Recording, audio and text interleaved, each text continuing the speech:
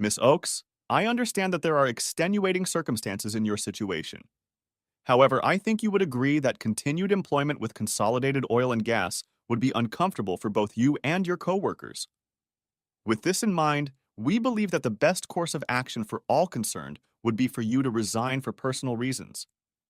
Should you choose to do so, we would of course be happy to act as a reference and make a strong recommendation to you for your next employer. When the HR representative spoke to me, I involuntarily tensed up. I just got fired, I realized, and although I expected it, I felt my eyes begin to water. Don't cry, I commanded myself furiously. Whatever you do, don't cry. After signing the papers they gave me, I slowly made my way back to my cubicle. It didn't take me long to put away the few personal belongings I had stuffed in drawers and on shelves, and then I was already carrying my pathetic little box down the hallway. I didn't know whether to be sad or glad that none of my teammates were there to see me off. Truth be told, I was just as glad Jerry wasn't around, but I wished I could have seen Buffalo Bill at least one more time. But I knew where he was, and besides, considering what he was probably thinking of me right now, maybe it was for the best. Suddenly, a terrible thought came into my mind. What if I met Kurt Jorgensen? This horrifying thought made the tears start to flow with renewed vigor, so I bowed my head and hurried as fast as I could to get to my old Toyota to drive to my little apartment. Once there, I hurriedly started packing my things. It didn't take long. In the few months I had lived in the apartment, I probably hadn't spent more than a few weeks in it. When you work as a field auditor, you don't accumulate a lot of stuff. I bet some truck drivers spend more time at home than I do. Anyway, that was all behind me now. There was one more task left that I kept putting off. Mom, it's Annie. Mom, is it okay if I come home? And then, to my utter embarrassment and horror, I began to sob. Pulling myself together, I took the keys and the current month's rent to the property manager in the mail, and then headed to Tyler. It's only about 200 miles from Houston to Tyler, but you might as well say they're on different continents. Heading north on the I-45 freeway, I couldn't stop myself from remembering everything that had happened.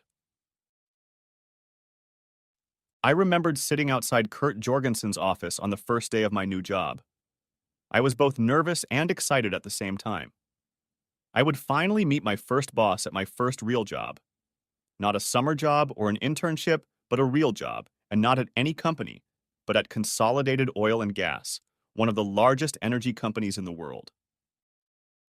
Sure, I had excellent grades at the University of Texas at Tyler, and I did even better on the CPA exam. But I never thought I could get a job with a major corporation. I had more or less resigned myself to doing bookkeeping for my parents' rose-growing business in Tyler. Tyler is the rose capital of the world because that's where all the rose bushes grow, and my parents had been in the rose farming business all their lives. Although I doubted my prospects, when I heard Consolidated would be recruiting on campus, I jumped at the chance. Somehow they picked me to come to Houston for a second interview. When they actually offered me the position, I realized that if I didn't accept, I would regret it for the rest of my life. And so I was ready to start my new job. In fact, I had already been officially on the job for a few days, but they had been spent on the orientation program, benefits, and other induction activities. Now, however, I was ready for my immediate assignment. I had assumed I would be working somewhere in Consolidated's vast accounting department, so I was a little disappointed to learn that I was assigned to the field audit team. Accounting is dry enough as it is, but auditing is even further removed from the actual business. Essentially, it's just double-checking work that other accountants have already done. But I was in no position to argue, so I dutifully waited outside his office to meet Kurt Jorgensen, one of field auditing's principals and my new boss. When his secretary ushered me into his office, he stood up from behind his desk and motioned for me to sit in one of the chairs across from him. He was a distinguished-looking man, taller than me, probably in his mid-40s, with dark hair slicked back. While many of the directors I saw in the company wore more casual clothes, he was dressed in a suit, white shirt, and tie. His clothes and mannerisms gave him a commanding, even commanding look. "Miss Oakes," he began as I sat down, The commodities we extract, refine, and distribute are vital to the economies of many countries around the world. A shortage of oil or gas can cripple national economies and topple heads of state. Our financial results are eagerly awaited on major stock exchanges, not only because of their immediate impact, but also because they are seen as harbingers of the economic future. Therefore, our corporation is under intense scrutiny and regulation, and our financial results are carefully analyzed. For these reasons, it is critical that every transaction of the company be accurately recorded and consistently reported. Moreover, all transactions must strictly comply with generally accepted accounting principles and consolidated oil and gas standards. It is the job of the Corporate Audit Department to ensure that these standards and procedures are consistently and uniformly applied throughout the corporation. You are now part of the team charged with this critical mission. Are you ready to take on this responsibility? I gulped. Oh, yes, sir, I told him. Very ready. Very well, he said. I shall expect nothing less than excellence from you. With those words, he summoned his secretary and asked her to take me to meet the rest of his audit team. Following her, I tried to gather my thoughts. What an impressive man, I reflected. He talks about our work as the most important role in the company. And then I was still trying to make sense of my interview with Mr. Jorgensen when the secretary led me into a moderately sized room divided into 3 cubicles, with a conference table and chairs in the center. She led me over to one of them and introduced me to Jerry Higgins. Jerry is our accounting systems specialist, she told me. Jerry seemed very familiar, not because I had met him before, but because he looked like many of the math and accounting students I had met at UT Tyler. He was of average height, but the buttons on his shirt were straining to hold up his stomach. He needed a haircut. Another math nerd, I thought to myself. Then I smiled inwardly. Just like me. I introduced myself to him and asked about his role on the team. Those were the last words I spoke for the next half hour, as Jerry launched into a lengthy technical description of Consolidated's corporate accounting software. As he spoke, I couldn't help but think of students like him that I had met in college, especially Tom. I dated Tom for half a semester during my junior year.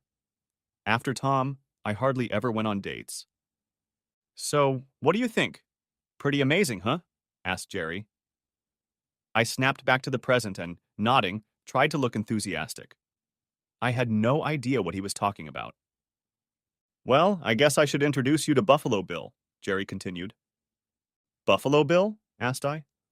Who's that? Oh, this is Bill Hitchcock, another member of our crew. Everyone calls him Buffalo Bill, he explained. Oh, brother, I thought to myself. What have I gotten myself into?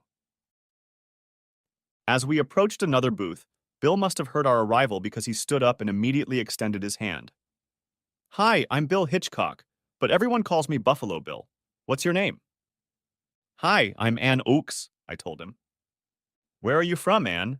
He asked, and when I told him I was from Tyler, Texas, a smirk appeared on his face. He said. Ann Ox from Texas doesn't fit at all. I'll call you Annie Oakley. I looked at him carefully to see if he was laughing at me, but his smile was so open and his laughter so infectious that I couldn't help but smile back. Truth be told, I was secretly pleased. Growing up, the other kids always called me Orphan Annie, so the new nickname Bill suggested suited me just fine.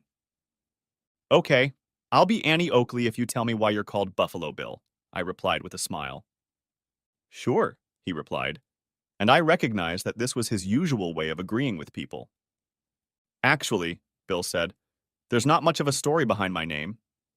I went to the University of Colorado, and I was hired as one of the trainers of the school mascot, Ralphie the Buffalo. We took him around the stadium during all the soccer games. One day, Ralphie got excited and took off. All the other trainers fell and lost their grip on their lassos. I was the only one who managed to stay on him, and I've been called Buffalo Bill ever since. I couldn't help but smirk as I pictured Bill being dragged across the soccer field by a real buffalo. But I felt anxious about my new job, so I asked him to tell me about his work as an auditor at Consolidated. As Bill began to narrate, I listened intently, but also tried to understand him. If Jerry was the typical nerd, Bill, I assumed, must have been the class president at his college. He was tall, even taller than me, and good-looking, with a mop of blonde hair and blue eyes. I bet he's broken quite a few hearts, I thought snidely. But I couldn't help but feel disappointed when I lowered my gaze and noticed the wedding ring on his left hand. Stop it, I said to myself sternly. He wouldn't be interested in you anyway. When he finished describing his duties, Bill asked me about myself. There's not really much to tell, I replied. I was born in Tyler, lost my parents, and lived in an orphanage for a while. My foster parents took me in when I was 13 and raised me. They wanted me to be around when I went to college, so I enrolled at UT Tyler. At first I majored in math, but my dad convinced me there weren't many job opportunities there, so I switched to accounting. 4 years later, I had my degree in CPA, and I ended up here. You got your degree and passed the CPA exam in 4 years? Asked Bill. You must be very smart. It usually takes at least 4.5 years. Well, since I lived at home, it was easy for me to take summer sessions and finish early, I explained. Well, we're lucky you did that, Bill said. The audit department usually recruits a whole new team at the same time. 6 months ago, our original team included another woman named Betty Murphy, but she quit after a few months. So we were short-staffed before you came along. Why did she leave? I asked curiously. I don't really know, Bill said. One day she was here and the next day she was gone. I guess she just wasn't happy here. And what's it like working at Consolidated? I asked him. His eyes sparkled. Well, the first thing you have to learn is that only the executives call the company Consolidated. Everyone else just calls it COG. I guess that makes us just another little cog in the big COG, he said, grinning crookedly at his own joke. I rolled my eyes. Okay, what's Mr. Jorgensen like? He's very demanding, something of a perfectionist, Bill replied.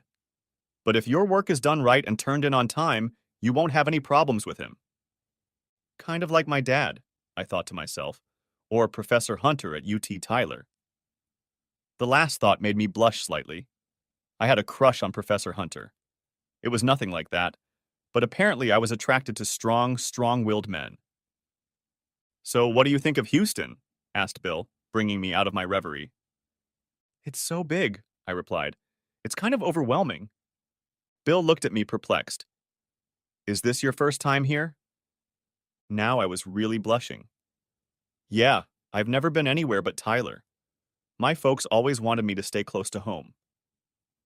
Bill's face reflected surprise for a moment, but he quickly hid it with his infectious smile.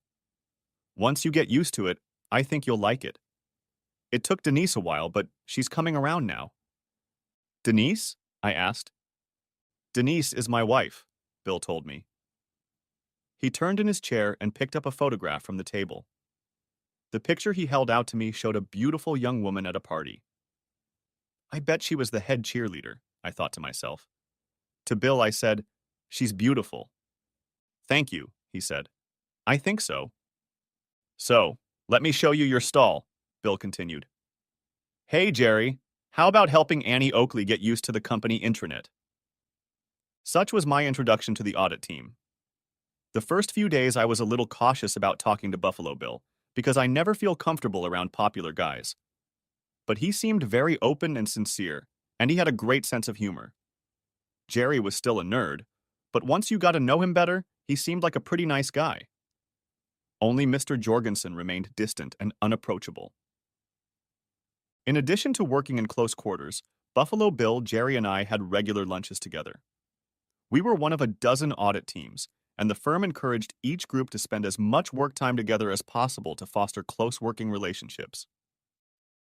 At the same time, we were discouraged from getting too close to other company employees who were not on the field audit team, since we would likely have to audit their work sooner or later. A few days later, Bill was away on business during lunch, and Jerry and I were eating together at the conference table when he asked me, So, do you have a date for the company picnic? What company picnic? I asked in surprise. I don't know anything about it. Well, it's being held next weekend, Jerry told me. It's a big event. The big shots of the company will be attending, and we all have to go. The company is renting a big amusement park for the day. It's a lot of fun. He looked at me slyly. So you're going with your boyfriend? I blushed. I don't have a boyfriend, I told him. Good, he said triumphantly. Then why don't you come with me? Alarm bells rang in my head. I was definitely in trouble. Jerry, I don't think that would be a good idea. Jerry's face darkened. Of course I realize, he said grudgingly. I'm not good enough for a hot girl. Not good enough? A hot girl? What is he talking about? In confusion, I asked myself. But I needed to say something, so I muttered, No, it's not that at all. It's just that I'm not dating right now, and besides, it might interfere with our working relationship. Luckily, at that moment, Buffalo Bill returned and joined us. Although Jerry was clearly still unhappy, to my relief there was no more talk of a picnic or a date. After lunch, I returned to my table, but kept thinking about the awkward situation with Jerry. Truth be told, I hadn't had much practice in dealing with guy advances, and I really didn't know how to handle them. I had definitely messed up. And why had he even asked me out in the first place? If there was one thing I wasn't, it was a hot girl. I finally decided that Jerry probably didn't go out much either, so he might find any woman, even me, attractive. I glanced over at Buffalo Bill's booth and saw a picture of his wife. Now that was a hottie. When the weekend came and the company was going on a picnic, I was seriously contemplating whether or not to go. I don't navigate social situations very well, and besides my teammates, I didn't know anyone, so I wouldn't have anyone to talk to. Nevertheless, I didn't want to make the mistake of not showing up to an important company event, so I reluctantly decided to go. I double-checked everything with Mr. Jorgensen's secretary, and she assured me that the dress code for the occasion was the most casual. So I put on an old pair of jeans that hid my nondescript legs well and a big white Houston Astros t-shirt. I hoped I could blend in. When I pulled up to the amusement park in my old Toyota, the picnic had already started. The invitation said free tickets to all the rides and plenty of beer and barbecue, and a large crowd had already gathered in the park. I figured beer would be the main attraction on such a hot day. After I presented my company badge, the girl at the entrance asked me to fill out a name tag. Hi, my name is Ann Ux, the sign read, and I obediently pinned it to my shirt. No sooner had I entered the gate than I was jumped on by one of the HR executives who had attracted me to Kyoji. Good thing he was wearing a name tag, or I wouldn't have remembered his name. Apparently, he couldn't remember my name either, because he kept looking at my name tag. Hello, Miss Oakes, he said, mispronouncing my name. A lot of people do that. Hello, sir, I replied, and it's pronounced ox like trees. That's right, he said. So how do you like working at Consolidated, Miss Ox? I decided to ignore the mispronunciation, and he continued chatting with me about the company. Aside from his questions, which seemed pretty pointless to me, I also found the conversation awkward because I was a few inches taller than him, and he had to look at me all the time. This wasn't really unusual for me. I started growing up early, and by the time I was a sophomore in high school, I was only a few inches short of 6 feet tall. This made me not only the tallest girl in my class, but taller than most of the boys. Not surprisingly, I didn't have much of a social life. What boy would want to date a girl who towers over him? So I was used to boys looking up when talking to me. Luckily, I noticed Mr. Jorgensen strolling nearby and used him as an excuse to interrupt my conversation. Oh, there's my boss, I said, and started waving. Mr. Jorgensen, I called out. Hello, this is Ann Oakes. As I approached him, I realized that he was accompanied by a rather formally dressed woman who appeared to be several years older than Mr. Jorgensen. As I approached him, he said, Hello, Miss Ox. I'm glad you could make it today. I want you to meet my wife, Edith. Turning to the woman, he said, Edith, I'd like you to meet Ann Oakes, the newest member of my audit team. Mrs. Jorgensen froze for a moment, slowly looking me over from head to toe. I felt almost like a specimen under a magnifying glass. It must be my height, I thought. Then I heard her mutter, About what I expected.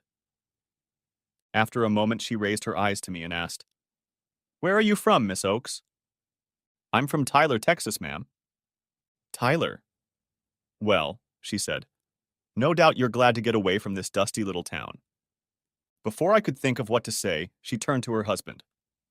"Come on, Kurt. I want to be sure to talk to your vice president before he opens too many cans of Lone Star. Have a good day, Miss Oakes." As she started to leave, Mr. Jorgensen smiled slightly at me and said, "Have a good time." Then he turned and followed Mrs. Jorgensen down the cobblestone path. Standing still, I asked myself, what's this all about?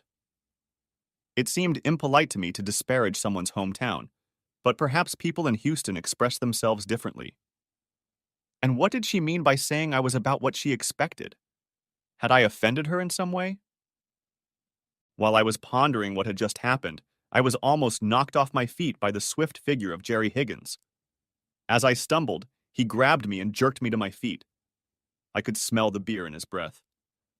"Hey, Annie," he said a little too loudly. "I was hoping to find you.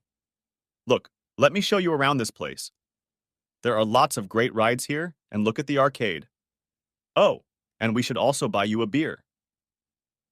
Before I could catch my breath and start protesting, he was already dragging me down the path toward the beer tent. Luckily, when I looked that way, I saw Bill Hitchcock walking in our direction with 2 cans of beer in his hands. "Buffalo Bill," I shouted almost desperately. "Over here!" "Jerry, Annie Oakley," he echoed. "Hi, I was hoping to see you guys." Walking over to us, Jerry sullenly let go of my hand. "Look, you two go ahead. I'm going to grab another beer." With those words, he walked away, looking at me over his shoulder. "What's this all about?" Bill asked me. Then, seeing the look on my face, he asked worriedly, "Are you okay?" "Right now I think so," I replied, but I was a little out of control for a moment. At Bill's request, I told him about the conversation with Jerry at lunch, as well as today's meeting. "I don't want to offend Jerry, but I don't know how to handle him," I admitted. Bill looked at me with his little smirk. "I wouldn't worry too much if I were you, Annie Oakley. Jerry's a nice guy, but he doesn't know how to approach the opposite sex. And when you add a little beer to the mix, his lack of social manners shows through. But don't worry. He'll show up on Monday hungover and apologizing, so you'll see." I hesitated, but Bill took my hand and led me in another direction. "Come on," he said. "I want you to meet Denise." As we walked down the path, he apparently realized that I was still nervous about meeting Jerry. "Come on," he said. "Don't worry about it. Besides, I bet you get hit on by guys all the time." "What?" "No," said I in surprise. "Why would guys hit on me?" He looked at me with a strange expression, but before he could say anything, he noticed his wife. "There she is," he said. I looked where he was pointing and saw a woman who looked like the picture on Buffalo Bill's desk. She was wearing designer blue jeans that tightened her legs like a second skin and a white sleeveless blouse that fit her well. Her hair was gathered into a ponytail, which she passed through the opening of her baseball cap. Completing the look were large aviator sunglasses. Her outfit reminded me of a movie star trying to remain incognito. I could never look like that. I'm all elbows and knees. As we got closer, I saw that she was engrossed in conversation with a familiar figure. "Isn't that Mr. Jorgensen?" I asked. Bill shook his head with a sarcastic expression. "That's Denise, right? She's always trying to help me advance my career. She's very ambitious." As we approached, Mr. Jorgensen must have seen us, because he stepped away from Denise and turned to leave. "Excuse me," he said, "but I have to catch up with Edith." With those words, he withdrew. "What's all this about?" asked Bill to Denise. "Never hurts to have a word with the boss," she replied simply. Then, before Bill could answer, she turned to me and looked me over from head to toe, just like Edith Jorgensen. "So, who's your friend?" she asked. "This is Ann Oakes," Bill said. "She's the new member of our team I told you about." "Oh, yes," said Denise. "Now I remember." She took off her sunglasses and looked at me again. "Your tank top would look a lot better on you if it wasn't covered in barbecue sauce." I looked down and gasped in horror. My t-shirt had several large red stains on it where Jerry's hands had grabbed me. As I unsuccessfully wiped the stains with a tissue, Denise turned to leave. I need to meet a friend, Bill. I'll catch up with you at the beer tent. Then she looked back at me and said unceremoniously, Nice to meet you, Miss Ox, and then walked away. Bill was chagrined. I'm sorry, he said. I don't know what got into Denise. She's not usually like this. Then he looked at my face and saw that tears were streaming down my cheeks. Don't cry, he said awkwardly. Let me help you with your blouse. Ned, he grabbed the napkin he was holding and started to blot my shirt, but then came to his senses and handed the napkin to me. I wiped my blouse ineptly, but then gave up. Instead, I turned around and headed back toward the exit. Don't go, Annie, Bill said helplessly. It's okay, I said, snorting. I need to get home and take the thing to the wash before it gets permanently soiled. Anyway, I think I've had enough fun at the picnic for one day. With those words, I staggered toward the exit, slumping my shoulders to hide the stains on my tank top, not to mention the tears in my eyes. What a terrible day. I thought with annoyance as I started the car. My Astros jersey must be ruined. Everyone I've met has been rude, weird, or obnoxious, and I don't know what I've done wrong. Not for the first time, I wondered if I had made a mistake in taking the job. The Monday after the picnic, Buffalo Bill asked me to go to lunch with him. After we ordered, it was clear why. He wanted to apologize again for what had happened at the picnic. I told him I'd forgotten about it, but it soon became clear to me that he wanted to talk about his marriage. I think Denise might have been rude because she's having a hard time. At first, she didn't want to leave Dallas, and now she's having a hard time accepting that I travel so much for work. We talked about it before I got the job, and I warned her that in this job, I would have to be gone a lot, he explained. But at the time, she was thrilled that I was working for a large corporation and making a bigger salary than what I could find elsewhere. I guess she didn't think much about compromise back then. He paused to take a big bite out of his sandwich. But now she's lonely and unhappy that I'm away so often. It's a little stressful at times, and I think that's why she was so rude to you at the picnic, he said. I'm sorry, Bill, I sympathized. I understand how hard this has been for both of you. If we can get through the next couple years, he said, I can save up enough money to do what I really want to do. Open my own accounting firm in Boulder. I've never been to Colorado, I told him. But then I've never been anywhere outside of Texas. What's it like? Bill looked at me with a detached look. It's beautiful there, he said in an almost reverent tone. It's in the foothills of the Rocky Mountains, where the mountains meet the prairie. There are all kinds of outdoor activities there, and although the town isn't that big, the university attracts a lot of attractions. I'd love to move there someday. That sounds wonderful, I told him sincerely. How does Denise feel about it? His face lost a little of its enthusiasm. She likes the big city better, he admitted. But if I could get her to try it, I think she'd fall in love too. Then he seemed to come out of his reverie and looked at me again. I didn't mean to go out of my way, but I wanted to apologize for her and tell her she's not usually like this. I brushed him off, but Buffalo Bill being so candid made me feel a little better about my horrible weekend. I felt like he was becoming a friend, and I really needed that. What they don't tell you about auditing in school is how lonely the job can be, at least for a field auditor. For the next 2 months, I probably spent at least 4 days out of every week away from home. Because of this, it was very difficult to make friends or put down roots. If we were on the road all week, we were allowed to come home on the weekends, but that only gave us time to get through the mail, pay bills, and do laundry. I had to throw out probably half a fridge of groceries before I realized that it was better to buy very little and eat mostly at home. You also have to stay away from people at the facility because you have to check on their work. We were usually assigned a separate room to work in, and we only met the locals in formal sessions. As a result, they usually treated us with suspicion and even hostility. All in all, it was a rather lonely existence, and I was not surprised that the turnover rate was so high, even though we were paid well. The only salvation was my teammates. Buffalo Bill was a pleasure to be around, and we became buddies. He could always cheer me up with a joke or a funny look on my face when work got too hard. But I also found that I could open up to him about my life and my feelings, and he would patiently listen to me and cheer me up.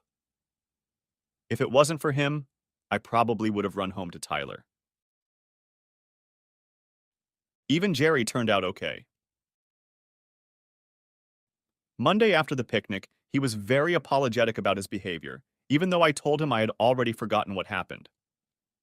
I think he was still interested in me, because every now and then I caught his intense stares. But I just ignored it, and nothing else happened. It also turned out that he was very knowledgeable about COG's automated accounting system. When there was a problem with the system, he seemed to know almost instinctively where to look. It only took a few situations like this for Bill and I to be very happy to have Jerry as part of our team. Only Mr. Jorgensen remained. He was still a mystery to us. His responsibilities as senior director included interacting with the local management. He met with them to discuss our scope of work, communicated with them when problems or questions arose, and communicated the final results when the audit was completed. His management style struck me as odd and detached. After the first meeting with local management, he would gather us together and give us our assignments and any special requests or concerns. After that, we hardly saw him during the day. But several times during each audit assignment, he called one of us into his room in the evening to analyze our work.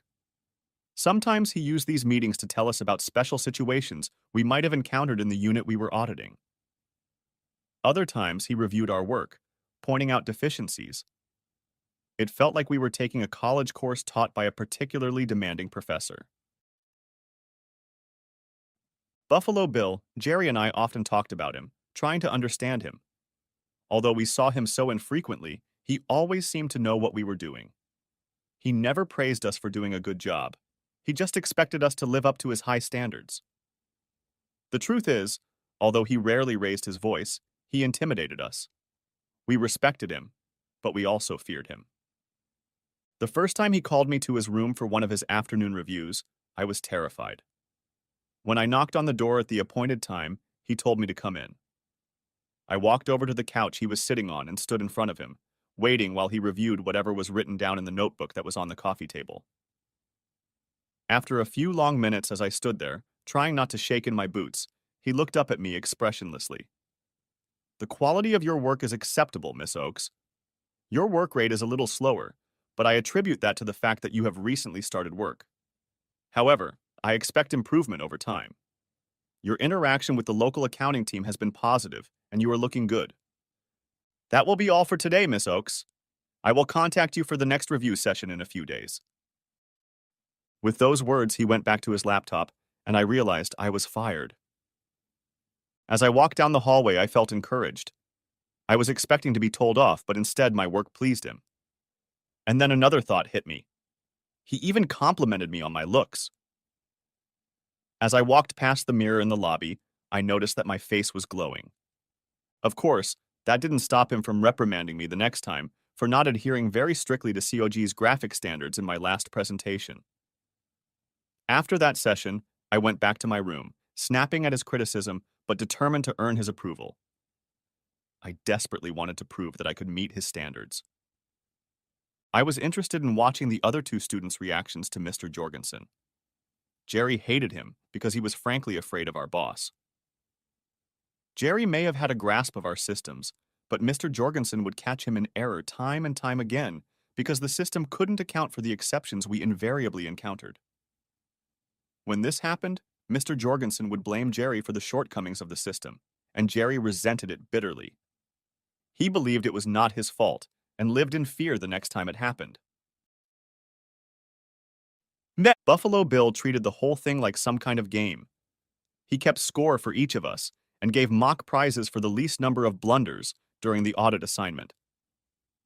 I think Mr. Jorgensen must have been aware of Bill's attitude, but Bill was never cocky and frankly made very few mistakes, so there was little Mr. Jorgensen could do. I also think Bill's sense of humor and his refusal to get into Mr. Jorgensen's routine helped keep us all grounded. Even Jerry couldn't get angry when Buffalo Bill started imitating Mr. Jorgensen by saluting Hitler and strutting around in goose step. But that all changed on our trip to West Virginia. Charleston was COG's shale oil headquarters, and although the office wasn't very large, shale oil production had skyrocketed. Consequently, HQ wanted to keep a close eye on operations.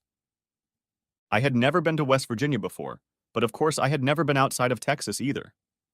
Since West Virginia is in the mountains, I assumed it would be cool, but Buffalo Bill had warned me that summers there could be hot and humid. So I checked the weather forecast, left my usual pantsuits at home, and brought along some summer dresses. They were lightweight, yet long enough to hide my legs. I really appreciated Bill's warning because it was 93 degrees that day when we arrived at Yeager Airport. Mr. Jorgensen had arrived the day before, and when we got to the COG office, he called us in to hand out assignments. Up to this point, I had worked exclusively with accounts payable and receivable, so I was shocked when he assigned me the asset valuation job. He must have noticed the indecision on my face because he singled me out. Miss Oakes, it's time to take you out of your comfort zone. You can't expect to do nothing but accounts payable and receivable all the time. You have to be prepared. Didn't you learn asset valuation standards during your induction? Is that going to be a problem? Yes, sir. I mean, no, sir, I stammered. I mean, yes, sir. I have familiarized myself with asset valuation, and no, sir, it won't be a problem. Very well, he said stiffly. Plan to bring your results to me tomorrow evening for review. With those words, he moved on to assignments for Jerry and Buffalo Bill. Then he let us go.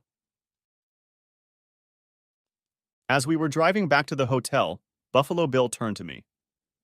I don't know why Jorgensen is picking on you, he said. I don't remember him changing assignments like that before. Maybe he didn't like the way I handled the last assignment, I replied pessimistically. No, that can't be, Bill said. I checked your work and it was perfect.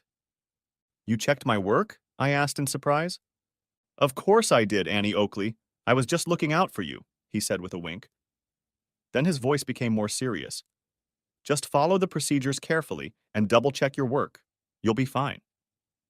I nodded. I was determined to earn Mr. Jorgensen's respect, no matter what he pulled. As for Buffalo Bill checking my work, I couldn't decide whether to be angry at his peeping or appreciate his concern. By the end of the next day, I decided that my concerns were unfounded. Everything seemed to be in order, and I had no trouble memorizing the rental property appraisal procedure from our briefing. So I felt quite confident when I knocked on Mr. Jorgensen's door in the evening after dinner. He didn't say anything when I entered. Instead, he kept looking at whatever was on his laptop screen. Finally, he looked up and stared at me like I was a bug under a microscope. Miss Oakes, are you completely incompetent? I jerked back as if he'd punched me in the face. He didn't pause. Your work on the shale lease valuation was completely wrong. You failed to comply with our corporate accounting standard, and your work for that day was a waste of my time. What do you have to say for yourself? I began to find it hard to breathe. This can't be happening, I thought. Sir, there must be some mistake. I'm sure I did the calculations correctly, I sighed, grasping at straws. Is that so? He said wryly. Well, see for yourself. With those words, he held out his laptop to me, and I saw that it had COG's online accounting standards open. There, clear as day, were the procedures for estimating the value of oil and gas leases, and they were vastly different from the way I did it. At that moment, all the old fears and insecurities I had so diligently suppressed over the years came flooding back. How could I have been so stupid? How could I have let Mr. Jorgensen down? I felt my throat constrict and tears flowed down my cheeks. I couldn't do anything but stare dazedly at the floor, unable to comprehend what had happened.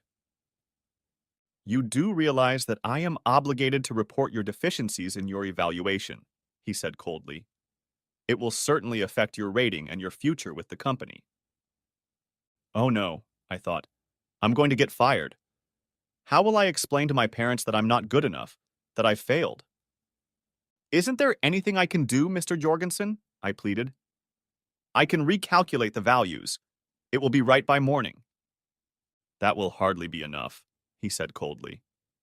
Even if you correct your mistakes, I'll need some reason to be sure you won't be so careless in the future. You'll have to take some sort of punishment to demonstrate your commitment. I'll do anything, Mr. Jorgensen, I wheezed.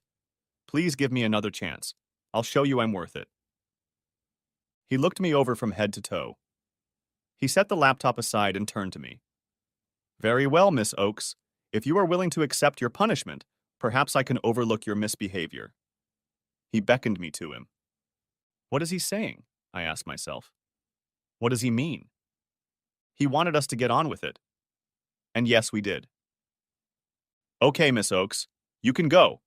I'll expect corrected asset valuations in the morning. Somehow I managed, stumbling, back to my room. As soon as the door closed and locked, I threw off my clothes as quickly as possible and climbed into the shower, desperately trying to wash away all traces of what had just happened. As the water poured over me, I tried to comprehend what had happened. He used his position and power to force you to do this, screamed a voice in my head. It's your own fault for being so careless and doing so poorly, another voice replied. You got what you deserved. I scrubbed my head under the shower, trying to banish the thoughts, but it didn't help. Finally, I turned off the water. I still didn't understand why I had let Mr. Jorgensen treat me like this. The fact that I didn't fight back only added to my shame. Finally, in desperation, I carefully sat down in front of my laptop, opened up online standards, and began to redo the report I had messed up so badly. Immersing myself in numbers and formulas was the only way I could take my mind off my worries.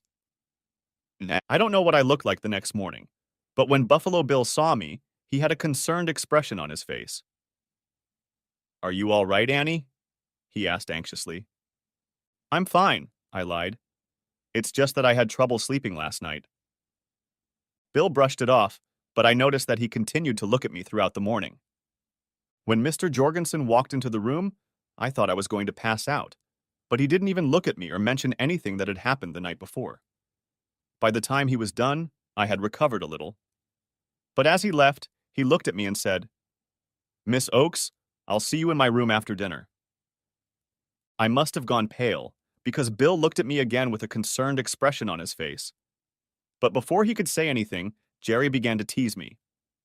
Annie Oakley's in trouble, he said. I went limp in my chair, and Bill turned angrily to Jerry. Shut up, Jerry. You don't know anything about this. Jerry sullenly went back to his computer, and Bill walked over to me. Are you sick, Annie Oakley? You're as pale as a ghost. No, I'm fine, I replied desperately, trying to find an explanation. It's just, I think I might be getting my period. Bill blushed with embarrassment. Oh, I'm sorry, Annie. I didn't mean to pry, It's okay, Bill. I just need to go to the ladies' room, I said, and hurried out of the room. Once I got to the restroom, I splashed some cold water on my face, and that seemed to help a little. Somehow I managed to get through the rest of the morning, and at lunch, I only picked at my food. Later, the boys invited me to have dinner at a restaurant they found in Huntington, but I declined, saying I was going to order room service. But I didn't. There was no way I was going to eat, knowing that I would soon have to go back to Mr. Jorgensen's room. Somehow, I managed to pull myself together by the time I had to go. I made sure to put on the only pantsuit I had brought with me, hoping that it could protect me from whatever he was up to. I then headed down the hallway toward his room, feeling like a death row prisoner walking the last mile. When I entered Mr. Jorgensen's room, he was sitting on the couch, holding a computer in his lap. I went over the asset data you corrected last night. I'm satisfied that everything looks in order and done to COG standards. A wave of relief came over me. Perhaps it wasn't that bad. His next words dashed my hopes.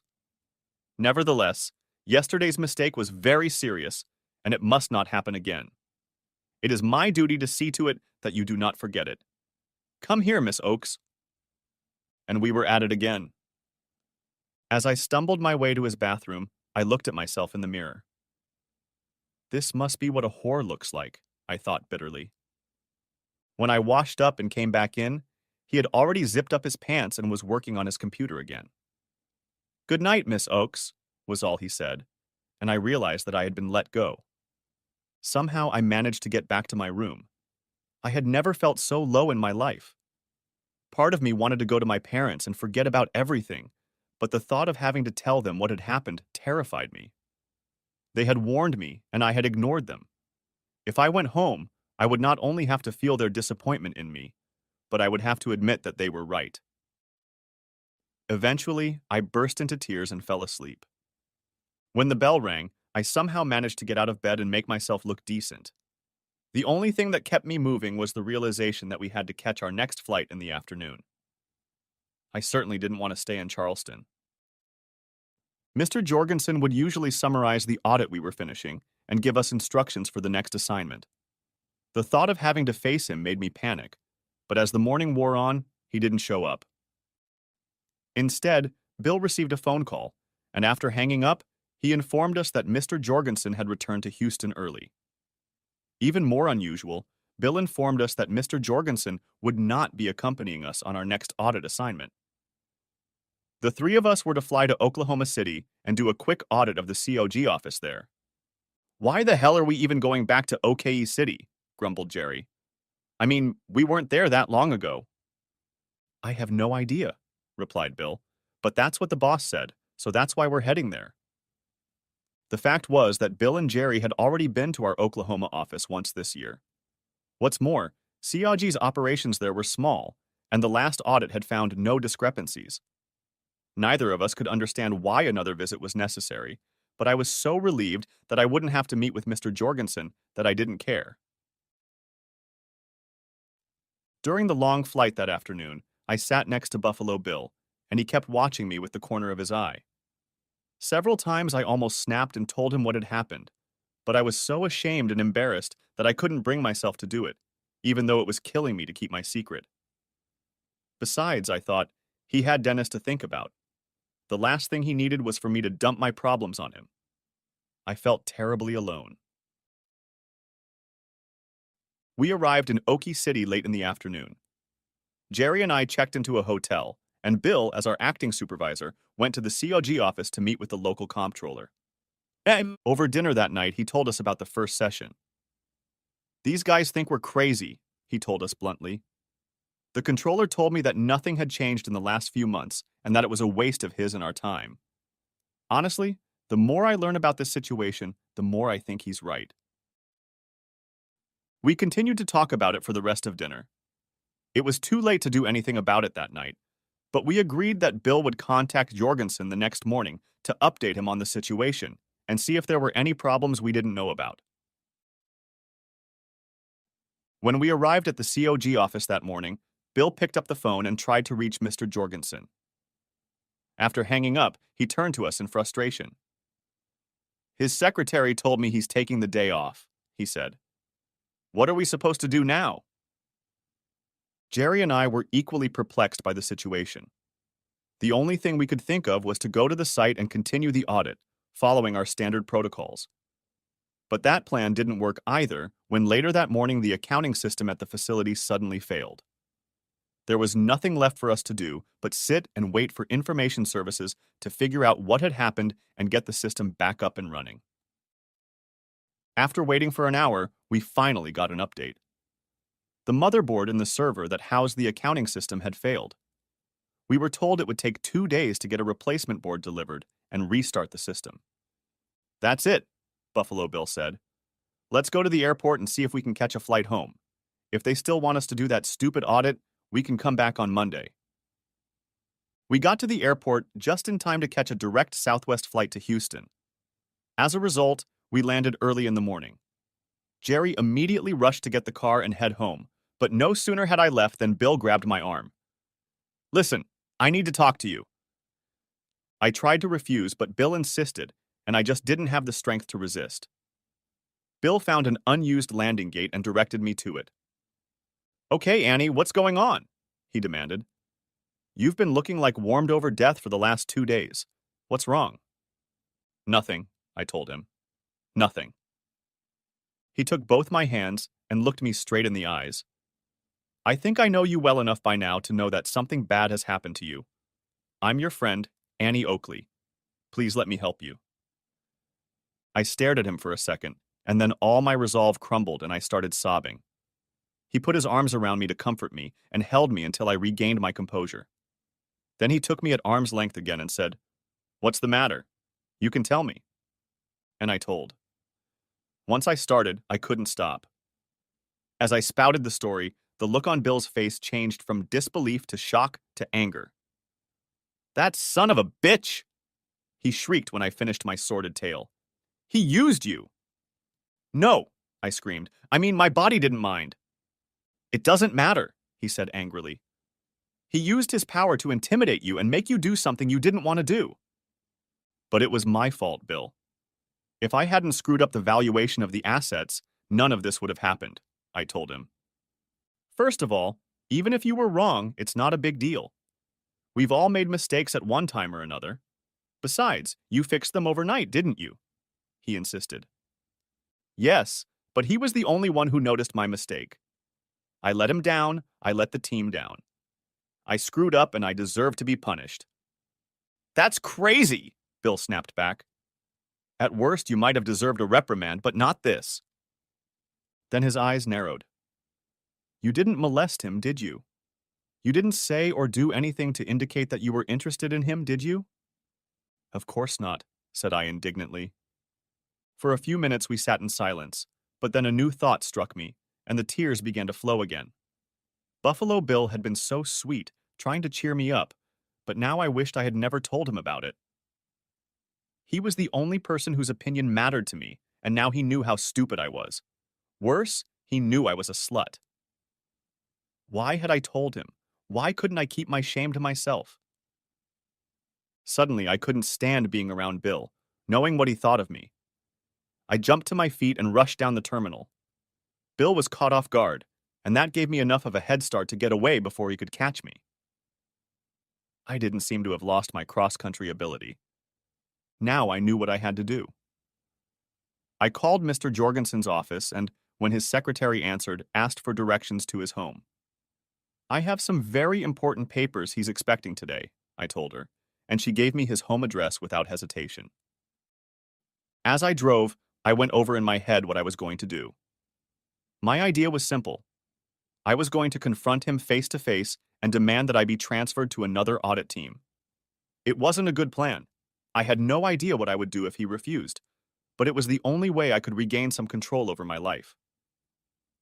And, the little voice in my head whispered, it's the only way you can hide from all the people who know what kind of girl you really are. When I pulled up to his house, I was so scared I was shaking, but I forced myself to get out of the car, walk up on the porch, and ring the doorbell. I waited, but no one came to the door. I was overcome with relief. He must not be home. But I sternly told myself I had to make sure, and walked around the side of the house. Sure enough, I heard sounds coming from inside the wall that girdled the backyard. There was a wicket in the fence, and I walked over and opened it to peek inside, but immediately recoiled in embarrassment. Oh my gosh. The sounds I heard belonged to a couple making love in a lounge chair by the pool 10 feet from the gate. I immediately recognized Mr. Jorgensen's dark hair and threw my head back to avoid being seen. No wonder he didn't hear the doorbell ring, I thought. The two of them were making so much noise that an army could have come in, and they wouldn't have noticed a thing. Then the picture I had taken flashed through my mind, and I froze. The woman was not Mrs. Jorgensen, of that I was sure, because she was too young. But she seemed familiar to me. I walked back to the gate and looked inside again. The couple had switched places, and now the woman was riding him like a galloping bronco, grunting and cursing. There could be no doubt. It was Denise, Buffalo Bill's wife. I stood in a daze as I heard a car stop on the turnpike in front of the house. I hurried back into the house, hoping to make it to the car and get away before someone caught me trespassing. To my horror, I saw Bill himself get out of the car and head in my direction. Indecision paralyzed me, and that gave Bill time to walk over and grab me. "Jorgensen's secretary told me you were headed this way," he said. "You haven't done anything stupid, have you?" "Come on, Bill, we've got to get out of here," I said, tugging on his arm and trying to get him to get back in the car. But he wouldn't leave. "What's going on?" he demanded. What have you done? Nah. Suddenly, there was a shriek from the other side of the fence, and Bill popped his head up. It was Denise, he shouted. He ran over to the wicket behind which I was playing Peeping Tom and yanked it open, but stopped in amazement at the sight before him. Her wife and the boss. With a growl, Bill burst through the gate and lunged for the chair. From the force of Bill's jerk, Denise was thrown backwards and fell into the pool with a scream. That's my wife, you bastard! Bill roared and punched Jorgensen. That Bill turned to Denise, who had climbed out of the pool. What the hell do you think you're doing? He yelled. To my amazement, Denise's response was calm and measured. I'm sorry you found out this way, Bill, but it doesn't change anything. I'm leaving you for Kurt. He and I are going to get married as soon as his divorce and mine are finalized. Bill gasped, as if he'd been punched in the stomach with a fist. You're leaving me for Kurt Jorgensen? He asked dully. Yes, Bill. I'm leaving you for Kurt, she said, as if she were talking to a child. He loves me, and I've grown to love him. Besides, he has more ambition than you, and he'll be able to provide for me much better than you can. Really? Asked Bill loudly. If he loves you so much, why did he entertain Annie Ox earlier in the week? Oh, I squealed as if I'd been pricked. How could he say that? Annie, I'm so sorry. I didn't mean it to sound that way. Bill tried to apologize. He turned to comfort me, but Denise did it first. You bitch! She shouted, looming over me with claws extended. Stay away from Kurt. He's mine! Bill quickly grabbed her before she could reach me, and I stood there in shock. Then my gaze was caught by movement in the house, and Kurt came out of there in a bathrobe followed by the Houston Police Department. I want him arrested for trespassing and assault, he shouted, pointing at Bill. 2 police officers quickly headed toward Bill to take him into custody. After the police officers talked to everyone, they let me go, but took Bill away in handcuffs. Denise and Mr. Jorgensen came to the door to watch me leave. I thought I saw him laughing as I pulled out of his driveway. That night I was in a daze. My brain was so overloaded that it could no longer do anything but the most mundane tasks. Eventually, I collapsed into bed and fell asleep like a murdered man. The next morning, I suppose the same autonomic system allowed me to get dressed and drive to the office. Bill wasn't there, but Jerry was, and he turned to me with a grin when he saw me. Gee, if it isn't Miss Goody Two-Shoes. So I wasn't good enough to date you, but you didn't mind having fun with Kurt Jorgensen. I shuddered. If Jerry knew what had happened, the whole company had to know about it.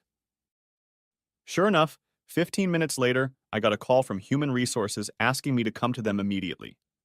I was sure I knew what that meant, and I turned out to be right. I drove down the highway home to Tyler that day, unemployed, ashamed, and humiliated. The only thing I was missing was a scarlet letter A that I could wear on my blouse to show my parents. Next part. I was so grateful when my foster parents took me in all those years ago. I was 13 years old and had been living in an orphanage since I was 6. My father ran away when I was very young. I only have faint memories of him. When my mother died in a car accident, she had no other living relatives. The authorities tried to find my father, but they never did, and I had no choice but to give him to an orphanage. I had just about given up hope of finding a family to live with when the Psyches came along. They had fostered several children over the years and agreed to take me in when they heard my story. I don't know if I loved them the way you love your real parents, but they were kind to me and did their best to raise me right. What they lacked in closeness and affection, they more than made up for with their care and concern. If they were strict and demanding, I knew it was out of concern for my safety and development. If you've ever lived in an orphanage, you know that feeling secure is worth a lot, and I was always grateful for everything they did for me. So you can imagine how painful it was for me to admit to them what had happened. I felt I had to be honest, so I confessed everything. My big mistake, my failure to stand up to Mr. Jorgensen, my being fired from Consolidated. When I was done, my parents had nothing to say, but I realized how disappointed they were in me. Making matters worse was the fact that they were against me leaving for Houston in the first place. My father wanted me to stay and do bookkeeping on their rose farm, but I was raring to go to the big city and the big corporation. Now I was forced to admit that they were right all along. So I went back to work at the nursery. The first thing you should know about a commercial rose nursery is that it is pretty much the same as any other kind of farming. You are at the mercy of weather, insects, disease, changes in supply and demand, and all the other factors that make farming so difficult. You might think that bookkeeping on a rose farm would be easy, but you'd be wrong. Mom and Dad grew roses in half a dozen different categories, and there could be as many as 50 different varieties in each category. That's a lot of SKUs. In addition, their nursery sold not only to garden stores and mass merchandisers, but also directly to gardeners. Keeping track of orders ranging in size from one plant to thousands for a large retailer can be quite challenging. So over the next few months, I immersed myself in the intricacies of the rose growing business. It didn't take me long to figure out how I could automate the bookkeeping, and I was glad I could help them do it. But I also soon saw that the business was not very profitable. Interest on crop loans was cutting into profits, and bad weather or falling prices almost certainly meant losses for the season. It was clear to me that Mom and Dad would have to work for a long time before they could even think about retirement. In the back of my mind, I thought that if I achieved great success at Consolidated, I could help them a little financially. But of course, that dream died along with many others. Farm work kept me busy. If it wasn't terribly exciting, it at least helped take my mind off of what happened at Consolidated. But there were times, especially in the evening, when I couldn't help but replay in my head everything that had happened. I remembered how excited I was when I started my new job. For one thing, it was the first time I was truly on my own. Even college didn't give me that kind of freedom since I lived at home all but one semester. Also, I had to admit that I was proud of myself for getting such a coveted job at a large corporation like COG. But pride precedes a fall, and my pride took a big hit when I failed my rent estimate. As punishment, my boss, Kurt Jorgensen, bullied me, and what he did stirred up all those bad memories of my days in the orphanage, and I was powerless to resist. The whole episode was so painful and humiliating that even now when I remember it, tears come to my eyes. And when I finally tried to tell Mr. Jorgensen what had happened, there was that terrible confrontation at his house. No wonder I was fired the next day. I had been foolish to go there, and foolish to make the mistake that got me in trouble in the first place. In fact, the more I thought about it, the more convinced I became that I had been a fool to think I could go off on my own into a world that didn't really want me. At least in Tyler, I was safe in a small but familiar world. This is the best place for me, I decided, even though I was sad to cast my dreams aside. But apparently, the big world decided it was too soon for it to use me for its entertainment.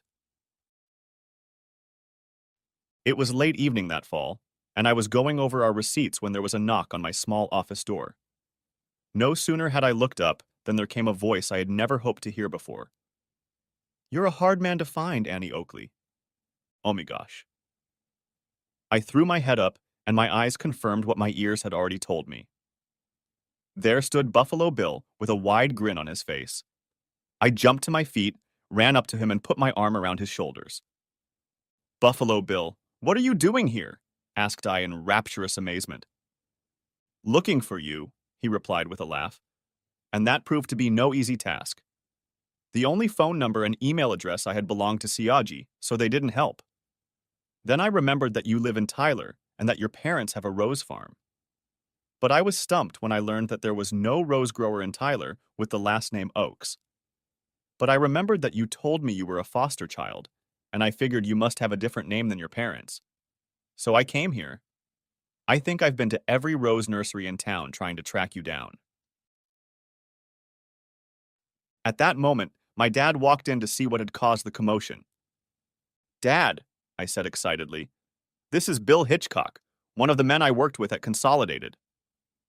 "Nice to meet you, Mr. Sykes," Bill said, extending his hand. My father frowned and rested his hands at his sides. "It's not you." "No, no, Dad. It's not him. Bill was my best friend in Houston. He was trying to help me, I quickly interjected. Okay, Dad said, extending his hand to shake Bill's hand. Sorry to be rude, but Houston was a bad place for our Annie, and we don't take kindly to many people from there. Then he turned to leave. Now I'll let you two catch up with each other. But don't be long. Annie has to finish this batch of bills. I will, Dad, I promised. Then I turned to Bill again and led him into the small reception area outside my little office. When we were seated, I continued our conversation. Tell me what's going on with you, Buffalo Bill, I asked. The last time I saw you, you were being hauled off to jail. A sarcastic expression appeared on his face. I spent that night in a cell, but they let me out the next day. I was told that Jorgensen had dropped the charges against me. I'm sorry I wasn't there, Bill, I told him. They called me in the next morning and fired me. After that, all I could think about was getting out of Houston and back home. Bill's face darkened. It's all right, Annie. Besides, as soon as I got to the office, I got fired too. So you're talking to an unemployed accountant who's rapidly squandering his savings. I didn't even think about that. Geez, Bill, what are you going to do? I asked him. In the long run, I'm going to do what I've always wanted to do. Move back to Boulder and start my own accounting firm, Bill answered without hesitation. But first, I need to take care of some unfinished business in Houston. I thought I knew what he was talking about. Sure, Denise. What's going on with her? Bill rolled his eyes. Annie Oakley. It's just a fairy tale. I went to see a lawyer about the divorce the day after I got out of jail. Denise was fine with the divorce. She was anxious to be free of me so she could marry Kurt Jorgensen. She signed the papers as soon as they were served, the decree was entered, and now we're in a 60-day waiting period. I reached out to squeeze his hand. I'm sorry, Bill. Despite the way things happened, I know it still had to hurt. Thanks, Annie, he said, looking into my eyes. I'm almost over it, but it did hurt. I really thought Denise was the one. I guess it just goes to show that sometimes you don't know someone as well as you thought you did. Then he straightened up. But that's not the end of the story. It turns out that Kurt has been lying to Denise all along. He never had any intention of divorcing his wife and dating Denise. Bill smiled thinly. And that's not all. It turns out Jorgensen has had similar antics in the past. Remember I told you about Betty Murphy, the woman who was a member of our team before you joined us? I found out that Jorgensen pulled the same stunt on her that he did on you. That's why she quit so suddenly. Then it's not just me, I thought, and for some reason I thought that was a comfort to me, though I felt sorry for Betty. What about Mr. Jorgensen's wife? I asked. I don't understand why she puts up with his behavior. She had to know about it, didn't she? That's where it gets interesting, Annie Oakley. Edith Jorgensen obviously loves the fellow and is willing to overlook his little flings. Not only that, she even seems to be cleaning up after him. When Betty left, I think it was because Kurt's wife overbought her. I know for a fact that Mrs. Jorgensen paid Denise to stop making a fuss. One day, Denise threatened to sue Jorgensen, and the next day she left town without saying a word. That's so weird, I told him. I just can't understand why Mrs. Jorgensen would want to hang on to him after all that. For that matter, if he's so eager to find other women, why doesn't he just leave his wife? Bill shook his head. Why she puts up with that bastard, I have no idea. But I'm pretty sure I know why he won't leave her. Turns out she's the daughter of the former COG president. Not only does she have all the family money, but she also has a lot of influence in the company through her father. She's not just gravy for Kurt. She's the reason the company didn't fire him. What a fool Denise was to think he would ever leave her. I shook my head in surprise. I knew I'd never understand people and the reasons why they acted the way they did. I'd better stick to roses. They're much more predictable. But then I remembered what Bill had said a minute ago. Well, if you're settled with Denise and no longer working at COG, why are you still in Houston? This time, there was an unpleasant note in his smile. That's my unfinished business, Annie Oakley. I'm suing Jorgensen for breaking up my marriage, and I'm suing COG for helping him do it. Don't you see that on many occasions when we were away doing our background checks? When he wasn't attacking women like you and Betty, Jorgensen flew home to meet with Denise. Xiaoji was aware of his behavior and looked the other way. In my opinion, they were just as guilty as he was. But I thought it was over between you and Denise, I said, surprised. I thought you were happy to be rid of her. I am, he said with conviction. But that doesn't mean I'm going to let Kurt Jorgensen ruin my life and get away with it. And I certainly won't let Consolidated Oil protect him and let him go unpunished. I shook my head. I understand why you feel that way, Buffalo Bill, but how can you hope to stand up to a corporation that big and win? I know you're right, Annie. The chances are slim. But I just can't stand by and let it all happen to me and do nothing about it. Anyway, I found a cool lawyer in Houston who has made a career out of being a thorn in the side of the COG. She's beaten them before and has agreed to take my case on a contingent basis, so I think I have a fighting chance. He paused and looked at me. And here's another thing, Annie. I may have a secret weapon. What are you talking about? He looked at me impatiently. It's you, Annie. If you go back to Houston and testify about what Jorgensen did to you, we can prove that he's a predator, that he's done this kind of thing more than once, and that the COG covered up his actions to protect him. I couldn't suppress a shudder at the thought of having to face Mr. Jorgensen again. Oh, Bill, please don't ask me to do that. I want to help, but I don't think I can face that man again. I've spent the last few months trying to forget about all of this. To make me remember it all again is asking too much. I could see that he was disappointed, but I also noticed the worry on his face. He leaned over and took both of my hands. It's okay, Annie Oakley, I understand. I remember how traumatized you were when all this happened. I guess I was just hoping that time and distance would help you heal. The last thing I wanted to do was make you suffer even more. What about Betty Murphy? I asked. Won't she help prove your point? Bill sighed. She won't testify either. She feels the same way about Jorgensen as you do. I tracked her down and she told me she's been going to counseling since she left COG. She just can't stand dealing with all of this again. He looked at me carefully and then seemed to make a decision. Forget about testifying, Annie. I should have realized it wasn't fair to ask you to go through with it. He took my chin and lifted my face so that I was looking at him.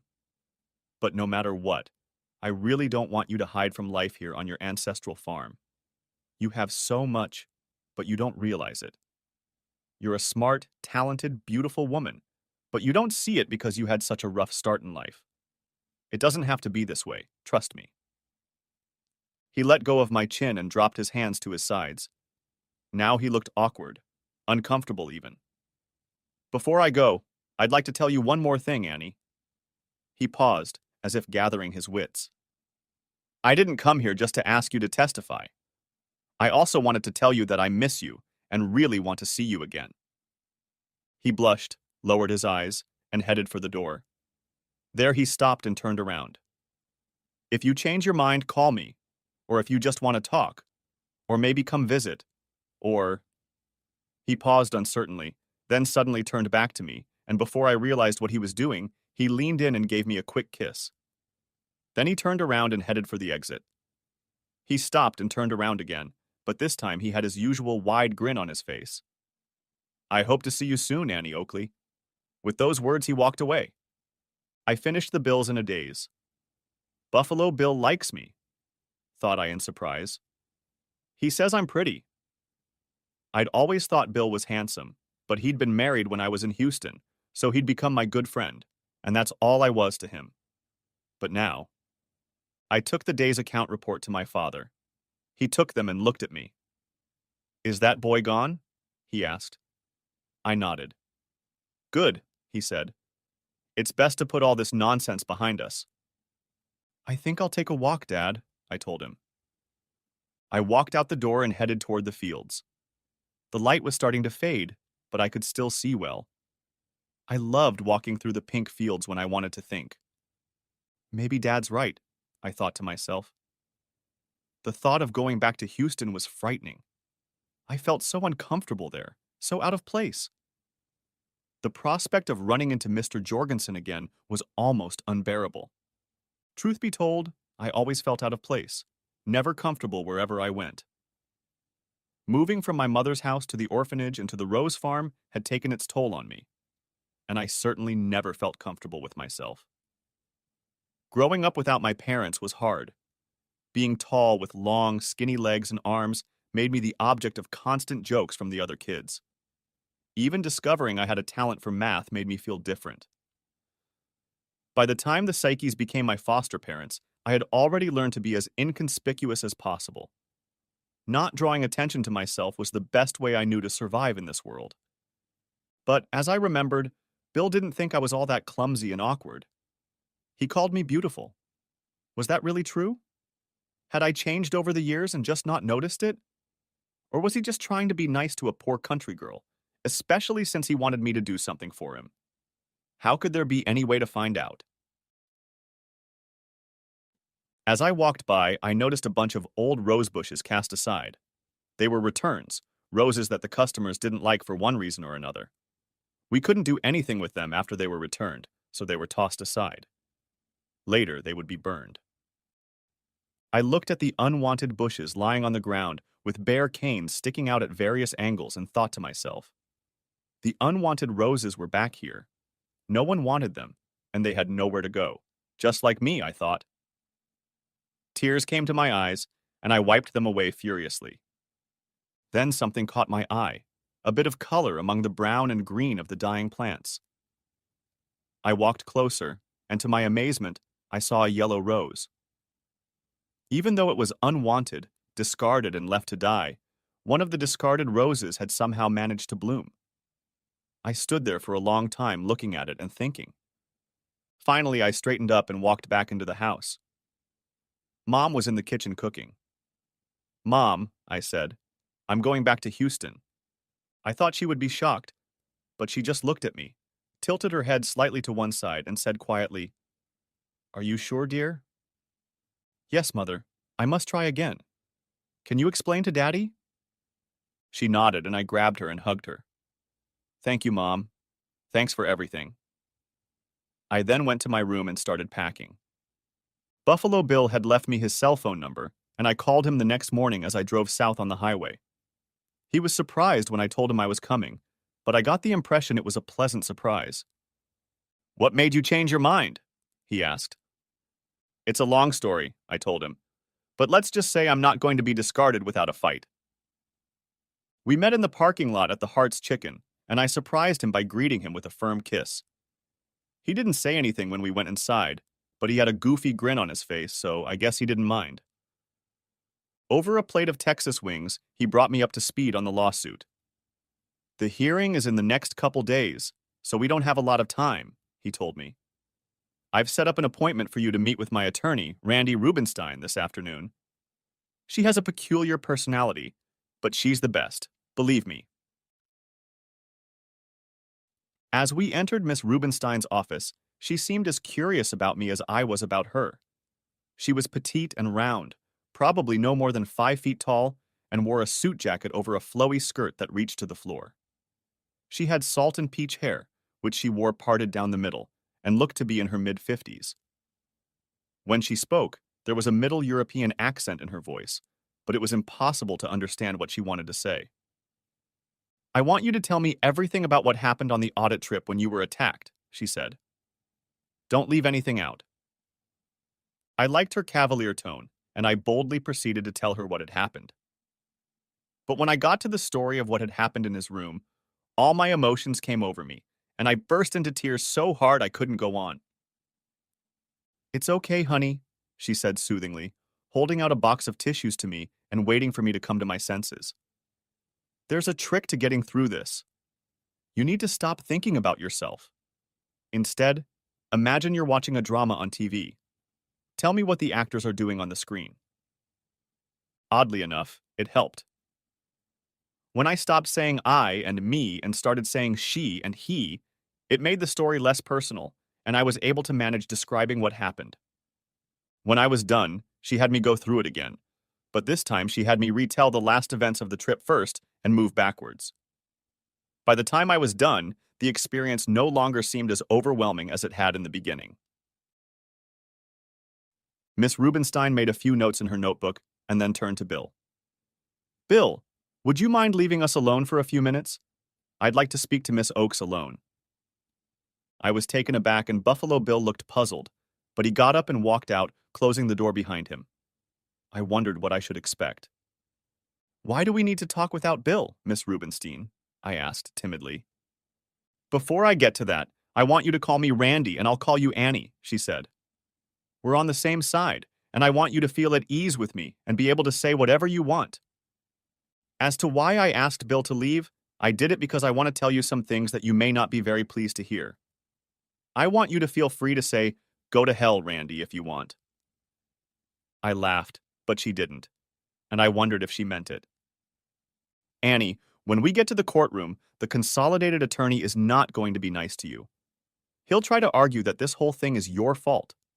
He'll try to make it look like you're a slutty girl who wanted to sleep with her boss to get ahead in the company. As she spoke, I could feel myself turning pale.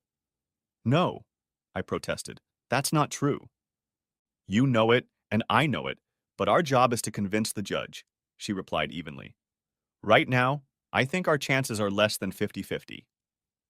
My heart dropped. She tilted her head and looked at me appraisingly.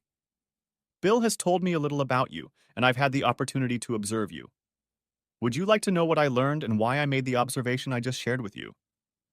I guess so, I answered hesitantly. Annie, I know a little about your past and some of the difficulties you have faced. Under the circumstances, I am surprised that you are doing so well. However, the truth is that you are not a very confident woman.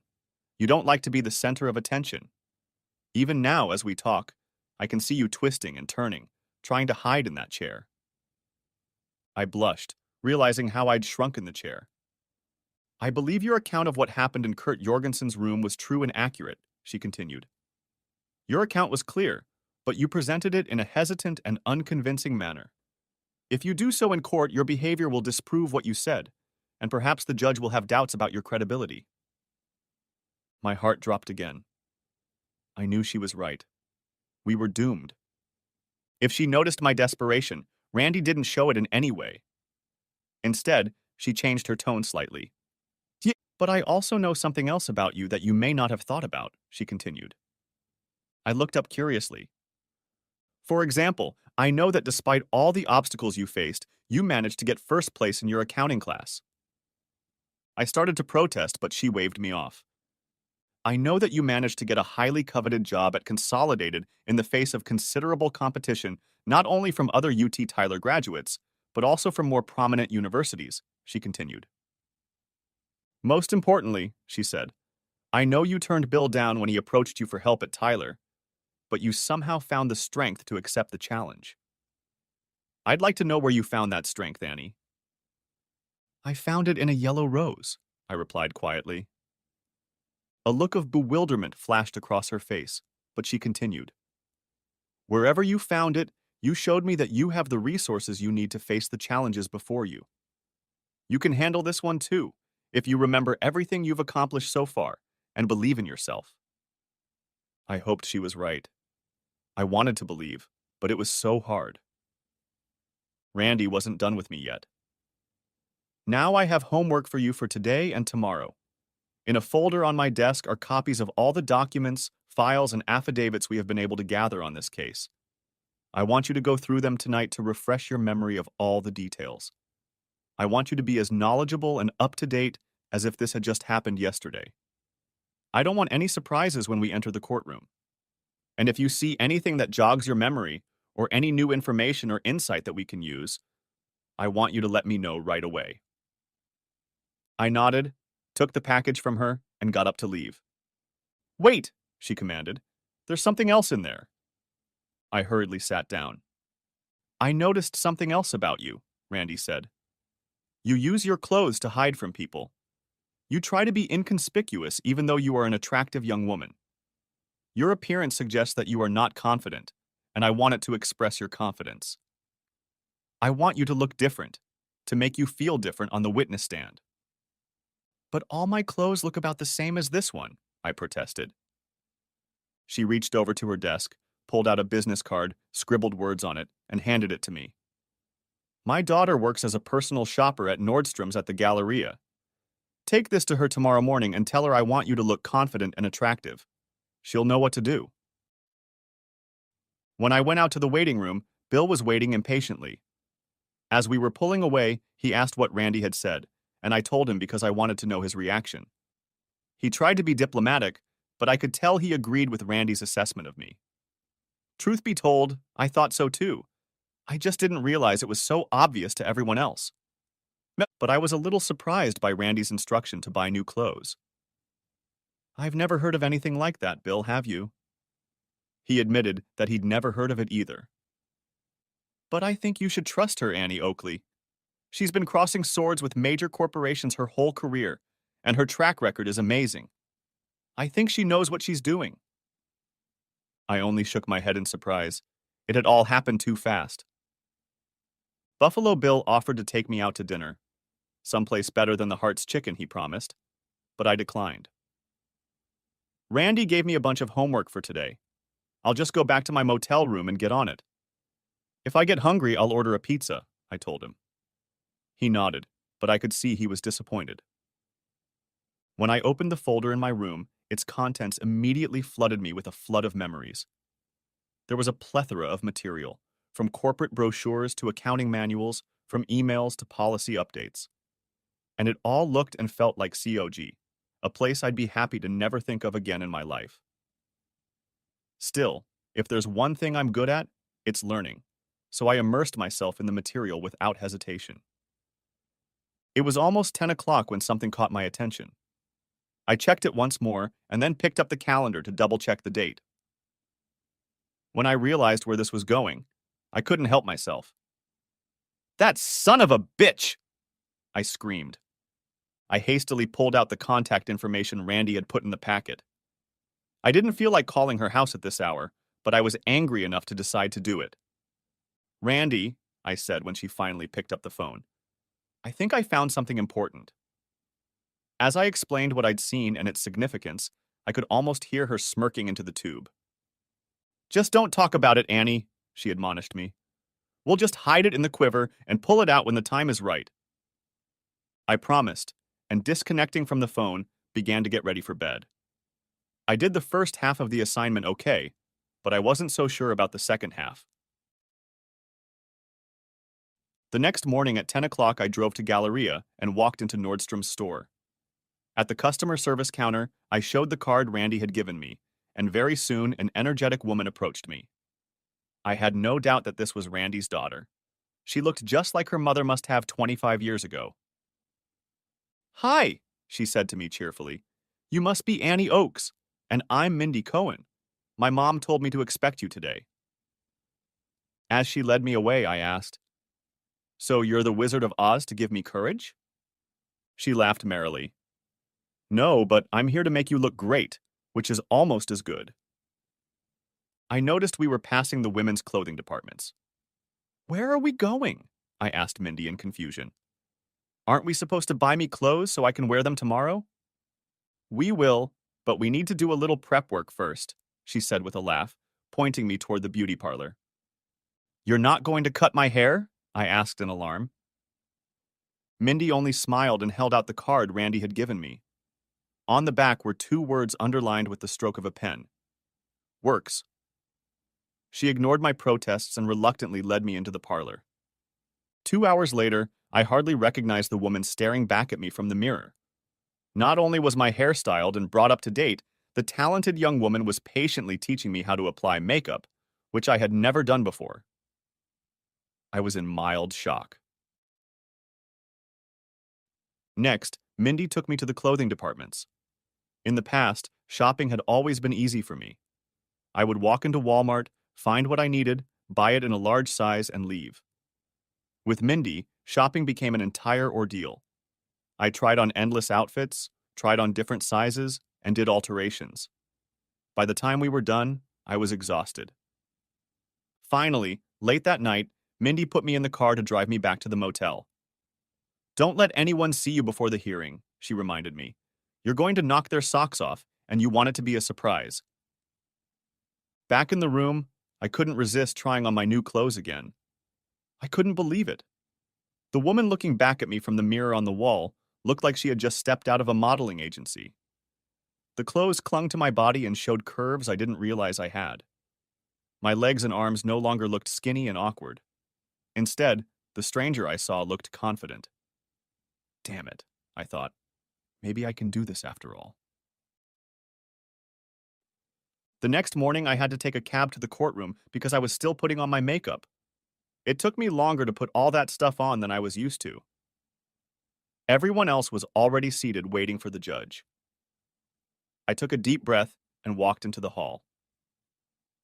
Randy was the first to spot me, and when she saw me, she smiled broadly and gave me a thumbs up.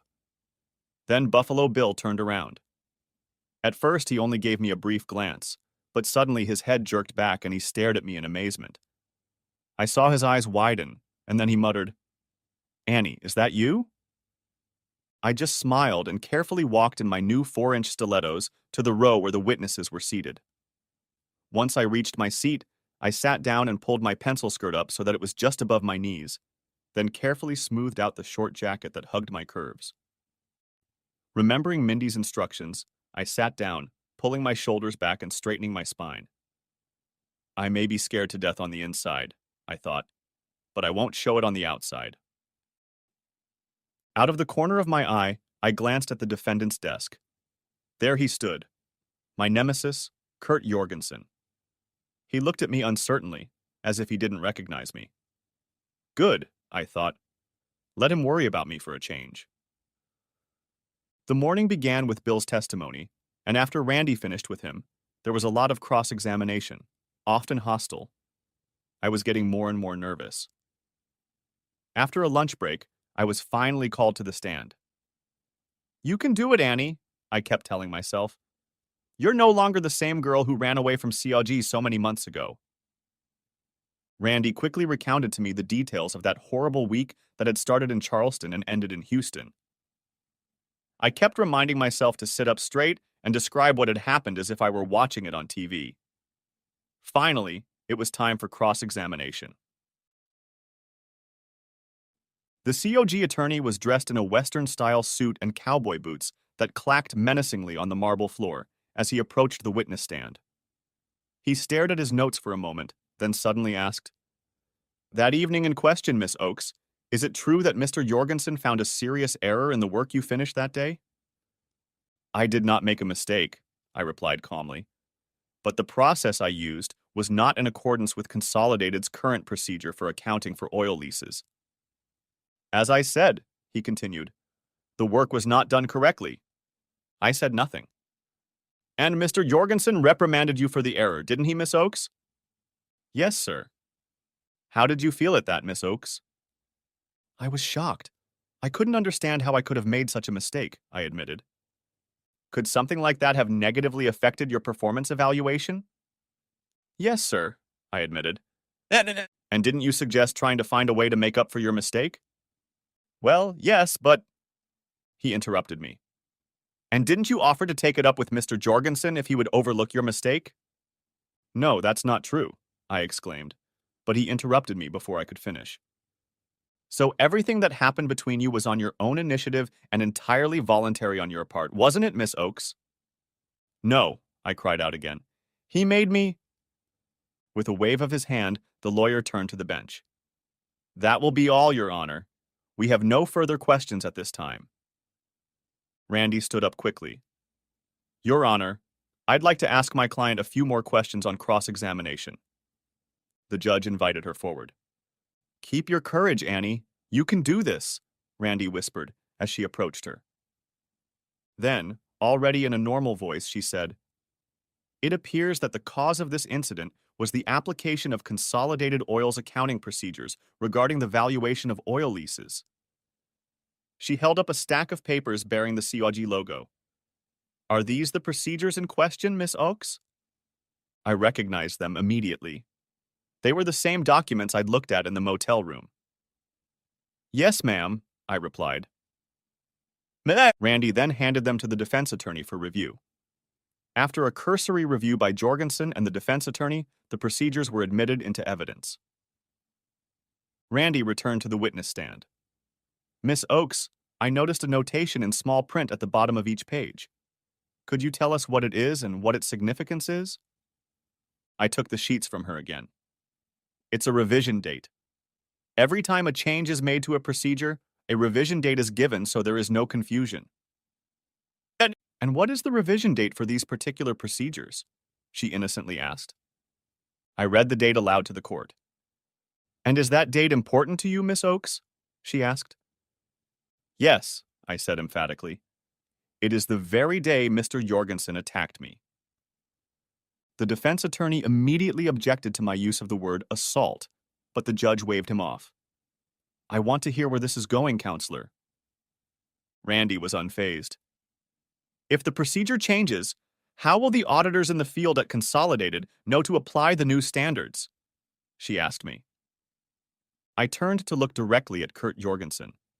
He refused to meet my gaze. Our supervisor should notify us of any changes, I said. Did Mr. Jorgensen notify you of the change in procedure? Asked Randy. I looked at Jorgensen in disgust. No, he didn't. He gave me the assignment because he knew I wouldn't know about the last-minute changes. He set me up for failure and then took advantage of me. While I was giving my last answer, the defense attorney was on his feet and objecting so loudly that the judge had to use his gavel to restore order. When everyone finally quieted down, he gave us a look. I don't want to hear any more noise like that in my courtroom, understand? Then he sat back down in his seat. We've had a long day of testimony, and it's getting late. We'll adjourn for the day and reconvene in the morning. Court is adjourned. Our little group returned to Randy's office in a jovial mood. We made some big points today, Randy announced cheerfully. Bill was still surprised at how things had gone. How did you even know the COG changed its policy? He asked her. Randy smiled. I always thought it was odd that Jorgensen suddenly replaced Annie, especially when she was brand new to the position. I also wondered how Annie could have even made such an obvious mistake. It seemed to me that it had to be a setup. But it was Annie who found the smoking gun when she noticed the date of the revised procedures. Jorgensen was aware of the impending changes, but the online procedures had not been updated until the day Annie was working on her assignment. The printed versions probably weren't distributed for another week. At that moment, Randy's secretary appeared. There's a phone call for you, Miss Rubenstein. I think you'll want to take this. It's the defense attorney. Randy disappeared into another office to take the call, and Bill changed the subject. Oh my gosh, Annie Oakley, I couldn't believe it when you walked into the courtroom. I almost dropped my eyeballs. So you like my new look? I asked hopefully. You like it? I love it. I always thought you looked good, but today you look like a model. What happened yesterday? I started to tell him about my experience with Randy's daughter at Nordstrom's, but before I could finish, Randy barged back into the office. I told you we have them. They want to make a deal. They're offering each of you $1 million to settle the lawsuit. Bill let out a battle cry and started dancing around the room. But when Randy looked at me, I just said, no. Bill twitched and stared at me. No? Why not? I folded my arms and dropped my jaw. $2 million each for Bill and me, $2 million for Betty Murphy, who had to go through the same thing I did, and $5 million to the Houston Women's Center. I looked at Randy. Plus, they'll cover the attorney's fees. And one more thing. Kurt Jorgensen will be fired. All that, or we go back to court. Randy looked at me appraisingly, then grinned. Well, it looks like our yellow rose has grown a few thorns. I'll be right back. Bill looked at me perplexed. Are you sure, Annie Oakley? We won the battle today, but that doesn't guarantee we'll win the war. It's quite possible we'll walk away with nothing. I looked at him triumphantly.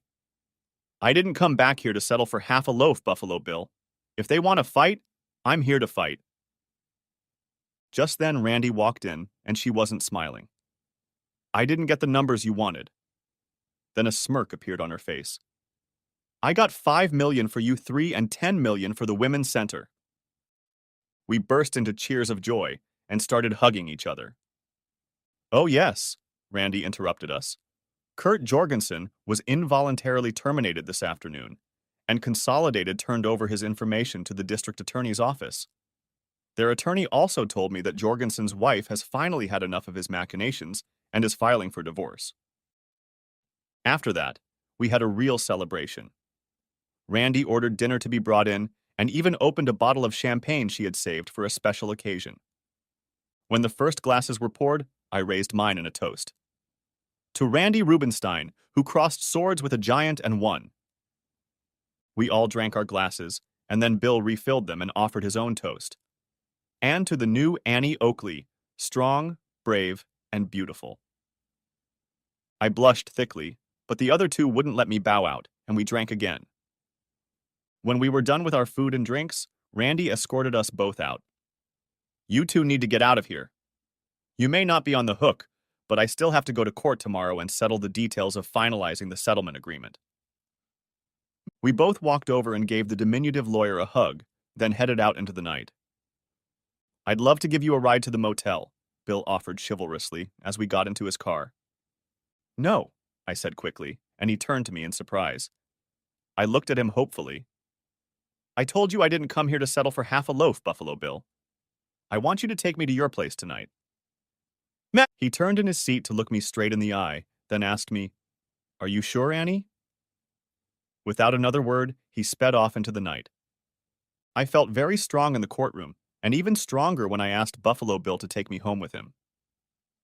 Standing in the living room of his apartment, however, I felt my insecurity returning, and I couldn't look him in the eye. But if I was nervous, Bill didn't show the slightest hesitation. He just picked me up on my feet and carried me to his bedroom. The next morning he asked me, So, now that you're rich, do you know what you're going to do with all that money? Actually, I do, at least in part.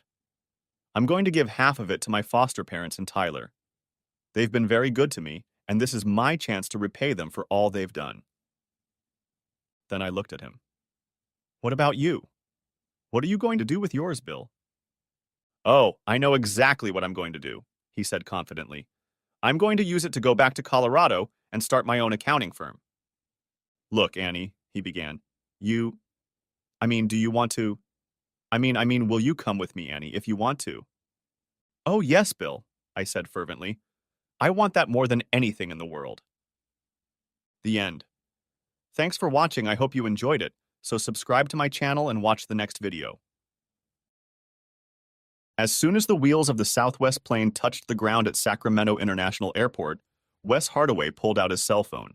Hi, honey, he said cheerfully when his wife Marlene answered. I'm back from San Diego. The plane just landed, so while I'm packing up my things in my car, I'll be home in about an hour. Yeah, I love you too. Bye.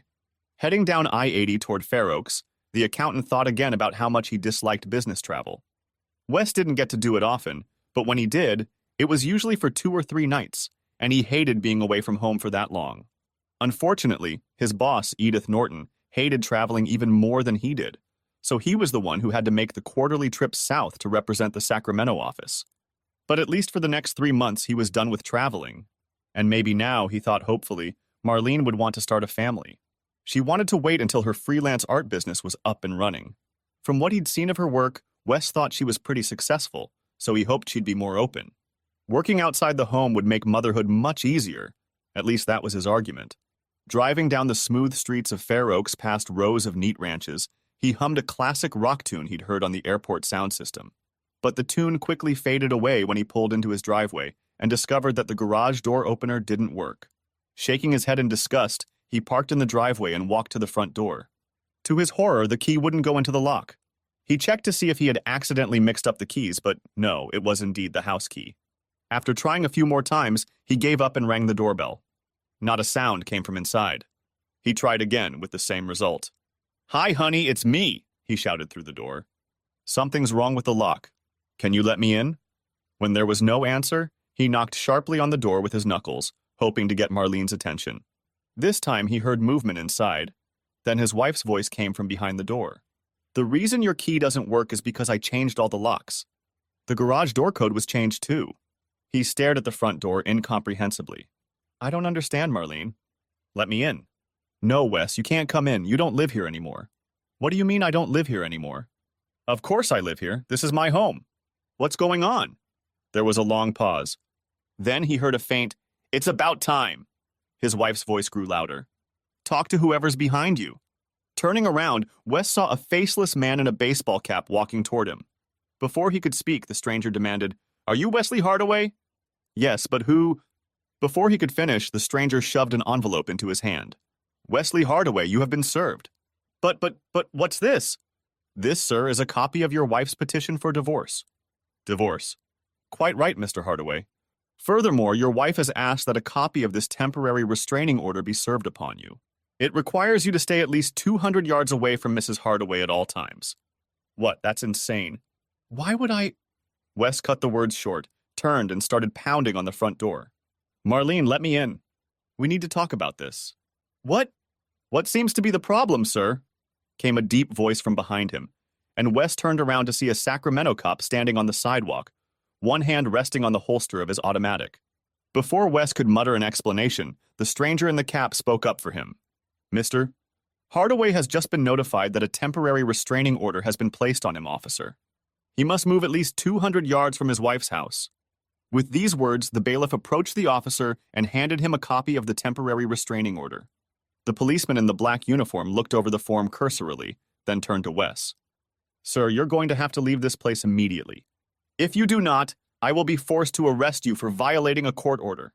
He looked at the stunned expression on Wes's face. "Sir, do you understand what I said?" He had always been taught to respect authority, so Wes blinked a few times, then nodded uncertainly. "Yes, officer, I think I understand." With those words, he began to make his way down the walkway to where his car was parked. His gait was like that of a man stunned by a blow to the head, barely conscious of his surroundings and barely aware of what was going on. Under the supervision of several neighbors, he drove the car out of the driveway and then slowly drove back the way he had come. "What do I do now?" he asked, still in a daze. "You're safe now, Mrs. Hardaway," the policeman shouted through the door. "He's gone." "Thank you, officer," came the reply. "I'll just stay in the house for a while." The policeman nodded at the door, turned and left, just as the performer did. Marlene Hardaway stood at the front door and took a deep breath, but not of relief, but of elation. "I did it," she thought jubilantly. He never realized what had struck him. At the same moment, she began to have fun with the man. Wes. The next morning, Wes woke up early in the morning confused, unable to remember where he was. He had only slept for a few hours, and it took him a while to realize that he was lying on an unfamiliar bed in some nameless motel. The whole thing felt like a dream, or rather a nightmare. All afternoon and evening he pondered what had happened when he got home, trying to make sense of what had happened. When that failed, he started going over everything he could remember about the past days and weeks. It was maddening. He couldn't remember anything that could have caused his wife to react this way. Immersed in idle ruminations, he set them aside to ponder his current situation. The good news was that since he was traveling, he had his shaving kit with him. The bad news was that all the clothes he had brought with him were dirty or wrinkled. "And I can't go home to get new ones because I'm locked out." And then an even more depressing thought struck him. "With this damned restraining order, I'll probably have to hire a lawyer to even buy a clean suit." He glanced at the cheap clock on the nightstand and saw that it was too early to try to call the law firm. His empty stomach reminded him that he hadn't had dinner the night before. Food would have to be his first priority, he decided.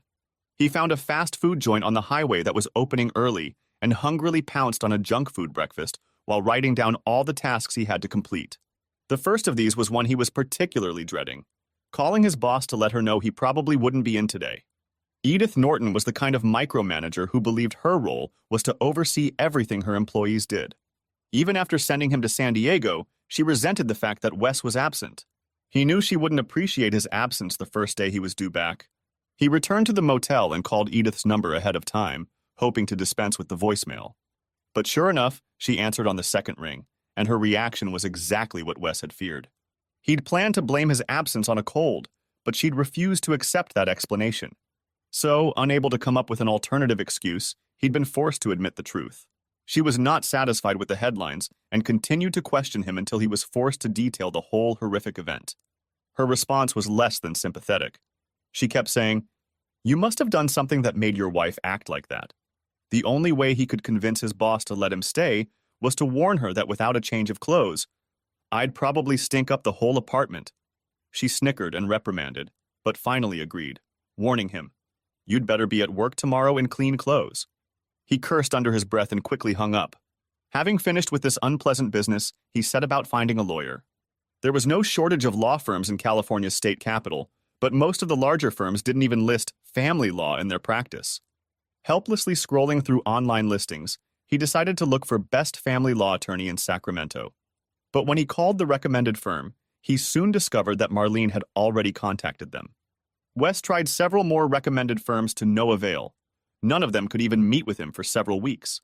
Finally, desperate, he set out to find a small firm, hoping its attorneys wouldn't be too busy. The first place he called was Winston Samuels and Associates, and he was pleased when the receptionist informed him that Mr. Samuels had some free time that afternoon. He made an appointment, but after hanging up the phone, he began to wonder why the lawyer wasn't busier. Nevertheless, he decided to act. "I need to find some help right away," he said to himself. After doing the first two things he did, he sat down in an uncomfortable motel chair and thought about it, looking at his wrinkled pants. He didn't feel like trying out the motel laundry room. It'll probably be easiest to buy a change of clothes for tomorrow, he decided. This prompted him to check his bank account. He was relieved to see that his last paycheck had been deposited into the account while he was out of town. Then he remembered his meeting with Winston Samuels. I wonder how much it will cost. He quickly checked the money market account that he and Marlene had jointly maintained and was horrified to see that there was $1 left in it. Heck, I can understand her taking half, but to clean out the whole account is just wrong, he raged. He finally cooled down enough to add that to the list of things to discuss with the new lawyer. The next task was to drive to the Target store in Arden and do some shopping. He managed to find pants and a shirt suitable for the office. Then he added socks and underwear. After putting the purchases in a large red Target bag, he impulsively decided to drive to his house. Driving slowly down the block, he tried to peer into the windows to see any signs of life. Seeing none, he drove sadly back to the motel, stopping only to grab more fast food. After a lonely lunch in his hotel room, Wes drove downtown to the address of the law firm he had called. The firm was located in an old office building a few blocks from the Capitol Mall. After studying the directory in the lobby, he took the elevator to the 6th floor and walked to a glass door with an old-fashioned gilded sign that read, Winston Samuels and Associates.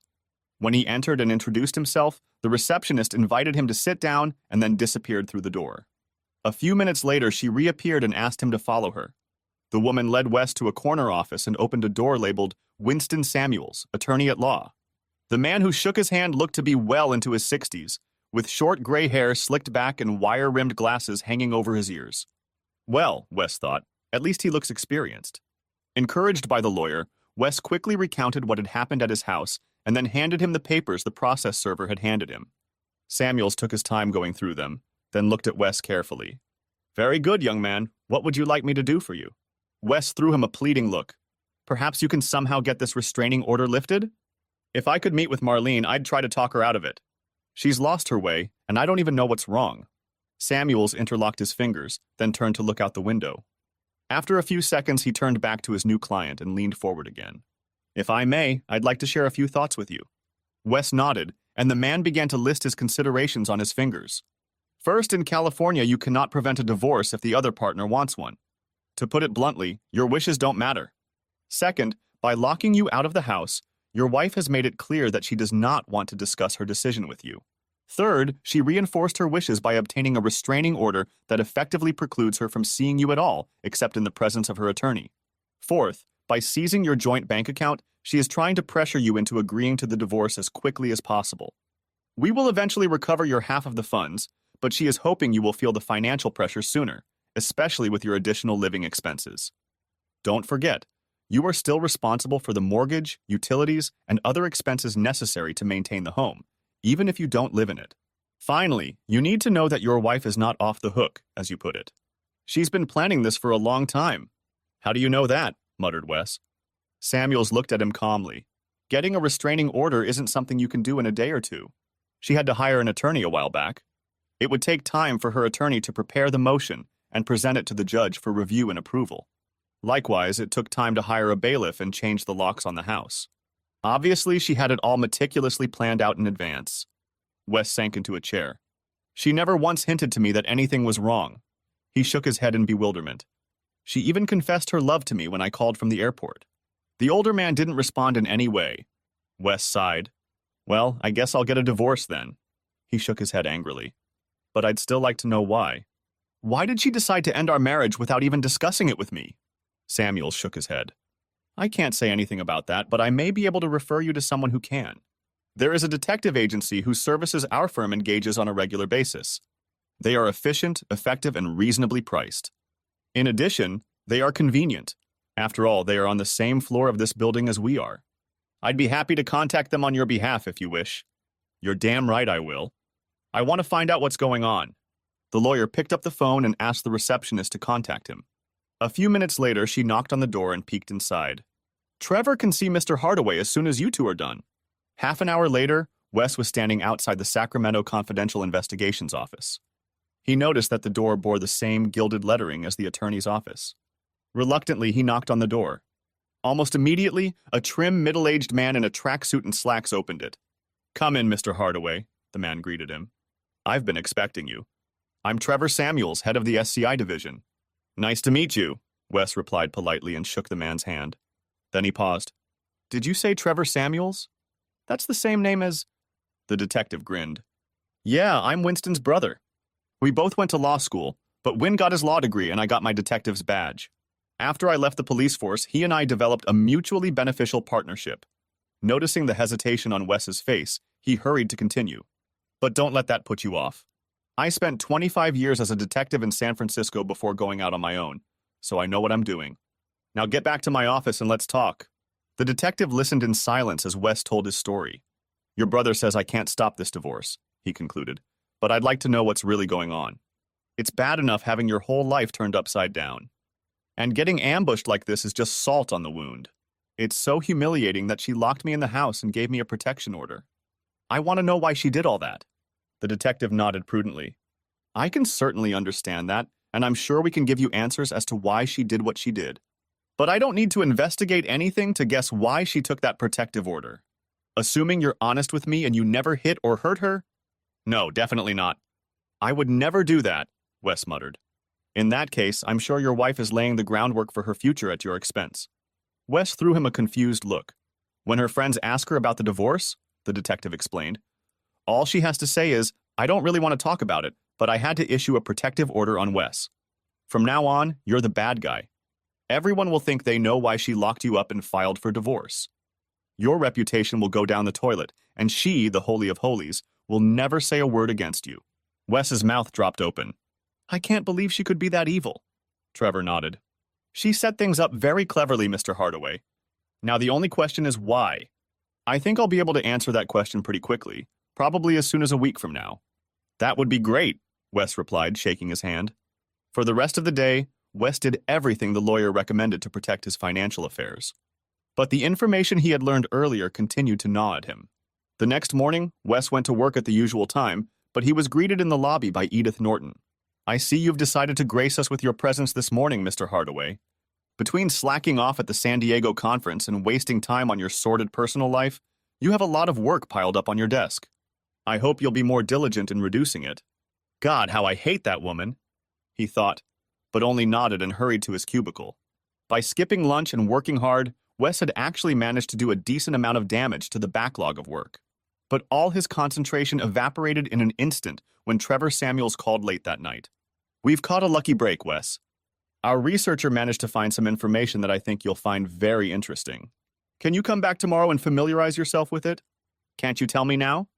I don't mean to be cryptic, Wes, but our policy is that we always present our findings in person. Okay, Wes reluctantly agreed. I'll try to carve out some more free time. If you don't hear from me, I'll come by first thing in the morning. Miss Norton proved to be as unfriendly as he feared. Mr. Hardaway, I don't care what goes on in your home life. You can't just take off work whenever you want. I've been generous with you so far, but if you insist on taking tomorrow off, it must count against your vacation. Is that understood? Yes, ma'am, he replied sullenly, not the least bit concerned about losing a vacation day. What do I care about? The vacation I had planned to spend with Marlene isn't going to happen anyway. When Wes walked into the office the next morning, Trevor Samuels was in high spirits. We're in luck, he told his client. Come on in and I'll show you what I'm talking about. He led Wes over to his desk and turned the computer screen around so Wes could see it. The detective clicked on a file and a strange, distorted image of Wes's house from across the street appeared on the screen. Don't worry about the picture, Trevor reassured him. It's the fisheye lens that makes the image look weird. But you'll still be able to see all the details you need. A moment later, a silver BMW i8 appeared to the left of the screen. The car made a quick turn into Wes's driveway. The garage door opened, and the car pulled inside. A moment later, the garage door closed, and 30 seconds later, the image went dark. Wes looked at the detective with a puzzled expression on his face. What was I looking at? Trevor clicked the mouse, and the scene reappeared. Then he stopped it. Look at the date and time, he said, pointing at the screen. That was yesterday, 25 to 12, Wes said, still unsure. That's not your wife's car, is it? Asked Trevor. No, she drives a Honda. And then it hit him. Oh, looks like she had a guest. Exactly, who has a remote with a new code for your garage. He clicked the mouse again, and Wes saw the garage door open and then a silver car pull out and drive away. The time was 1:32 p.m. that afternoon. Acid began to build up in Wes's stomach. Well, I guess it didn't take her long to find a new friend. Trevor wasn't done. He fiddled with the mouse and selected another file. When it started playing, Wes wondered if he was looking at the previous video. The same sports car appeared in the same direction and pulled into Hardaway's garage again. When Wes looked at Winston, the detective pointed to the time date stamp. Wes took 2 breaths. That was 3 weeks ago, he exclaimed. Trevor nodded solemnly. I'm afraid it was. How often? Asked Wes almost fearfully. We have documents from the last 6 months, Wes. We haven't had time to go through them all, but it looks like your wife had lunch with the same visitor 2 or 3 times a week during that period. Now the acid in my stomach churned. How could I have been so blind? He turned to look at the detective. Where did you get all this from? He demanded. Trevor leaned back in his chair. There's a neighborhood watch organization in your neighborhood. Some neighbors, like the couple across the street from you, have these fancy doorbells with motion-activated cameras. Everything they see goes into a cloud database. Mostly it's harmless stuff, deliveries, people walking by, and the like. But every once in a while, one of them catches a porch pirate or a cheating housewife. Wes gritted his teeth. Too bad we never got to see the bastard. Trevor didn't say anything back. Instead, he clicked the mouse again, bringing up another file. This time, as the sports car pulled into Wes's driveway, the door opened with a delay. Trevor clicked the mouse and the image froze. Then he clicked another key, and the image on the screen zoomed in. The detective pointed a finger. There's the license plate. I don't recognize it. I have a contact at the DMV, Trevor said and pressed the button again. A California driver's license appeared on the screen with a picture of a handsome man staring blankly into the camera. Does the name John Mackenzie mean anything to you? He asked. Son of a bitch, muttered Wes. Marlene works hard for his ad agency. I bet that's how they met her. He jumped to his feet. I'm going to go and argue with him right now. Wait, wait! Trevor shouted, reaching out and grabbing Wes's wrist with a surprisingly strong grip. This is exactly why I insist on presenting the information in person. Sit down and let's talk this over before you do something stupid. Wes glared angrily at the man, then took a deep breath and reluctantly sat back down. That's better, the detective said soothingly. Now listen to me, Wes. For all I know, you're an ex-Marine who can kick Mackenzie's ass hard. Or maybe he's a seasoned killer and put you in the hospital. But either way, you'll prove that your wife was right to ask for a restraining order. Your reputation is already shaky. Don't ruin it permanently. Wes stared at him intently, then slowly bowed his head in submission. I'm not a fighter. If I went to Mackenzie's office, I'd probably come out of it worse. He rolled his eyes. Besides, Marlene would probably love the idea of 2 men fighting over her. He looked at Samuels again. But I have to do something. If I don't, I'm letting Marlene win. Besides, you say my reputation is already in jeopardy. I can't let the 2 of them get away with this. Look, Wes, I understand your feelings, but there are other ways to get what you want without putting you in jail. Yeah? Like what? I discussed your case with Dash Daniels, my IT expert. She knows all about social media and new media. She has some ideas. I think you should listen to her and see what you think. Wes looked at him skeptically. I don't know. Come on, she's right down the hall. Just give her a chance to tell you what's on her mind. That way, if you don't like it, you won't lose anything. Trevor led a reluctant Wes down the hallway to a door draped with a square of wood that read, Anti-Social Network. Ignore it, the detective said hastily. It's just her weird sense of humor. He cast a glance at his client. I know she's a bit unusual, but don't let that put you off. With those words, he knocked on the door and stepped inside, with Wes following at his heels. Wes's first impression was that he had entered a college dormitory. In the center of the room was a battered wooden desk with several flat screen monitors, one of which was the largest Wes had ever seen. Against one wall stood a mattress piled with books and magazines. The dark gray walls were hung with posters of famous personalities, most of whom Wes didn't recognize. But the most unusual thing about the room was its occupant, a tall, slender girl of indeterminate age, dressed in tight black high-waisted jeans and a black sleeveless t-shirt that left her midsection exposed. Exotic tattoos adorned the sleeve on her left arm. She wore dark Gothic makeup that contrasted with her hair, which was dyed pure white and styled with gel to make it stand up in a loose curl, except for her right ear where it was cut short. To Wes, she looked like a Japanese anime character. While he tried diligently not to look at her, she held out her hand for a handshake. "I'm Dash Daniels," she said in a soft voice that didn't seem to match her appearance. "You must be the chitty." Wes instinctively returned the handshake when her words reached him. "What?" he asked. "If your soon-to-be ex-wife is cheating, then you're cheating," she explained casually. "Now, Dash," Trevor interjected, "behave yourself." He headed for the door, but before he left, he looked at Wes with almost pleading eyes. "Just hear her out, okay?" Then he was gone. Wes turned around apprehensively, but Dash invited him over to the futon. "Okay, have a seat and tell me all about it." She then sat down on the other end of the futon, crossing her legs, and Wes noticed that she was barefoot. As soon as he sat down, she began to tell him, "I don't normally do this kind of work, but I'm partial to crooks, so I'm willing to help you. I already know the basic facts from my father, but..." "Wait a minute, Trevor is your father?" "Yes," she grinned wryly, "and Winston is my uncle. I guess you didn't know it was a family business. Anyway, I hear your ex has put you between a hammer and an anvil. If we're going to shift this on to her, I need to know all the details about what she did, what you did, and how you feel about it. Heart and soul. You know what I mean?" "Not really," Wes admitted. "And you'll have to forgive me, but I don't know what you do and how a computer jock can help me. No offense." She grinned. "No offense taken. As you've heard, I do a lot of research online for my dad and uncle. But what I really enjoy is social media, reputation management, and influencing attitudes. It's what you need if you want to counter what your ex is trying to do." "But," he objected uncertainly. "Look," she said patiently, "do you use the internet a lot? Do you have a Facebook page, a Twitter account, post videos on TikTok, watch channels on YouTube, sell things on eBay, follow your friends on Instagram, any of that?" "No, not really." "I mean, not once." Despite the dark lipstick, she was smiling charmingly, he decided. "Okay, then let's go over social media for dummies, shall we? The fact is that a huge and rapidly growing segment of the population is online almost all the time. That's where they get their news, that's where they meet people, that's where they find entertainment. It's all invisible to people like you, but to those who do, the reach and impact is enormous." She saw the doubt in his facial expression. "Do you think I'm exaggerating? There are people on YouTube who make $6,000 a year playing video games. There are thousands of small companies that don't have stores or factories, but make a lot of money selling goods through Amazon. There are giant companies whose most influential spokespeople are not movie stars, but internet personalities. It goes on and on.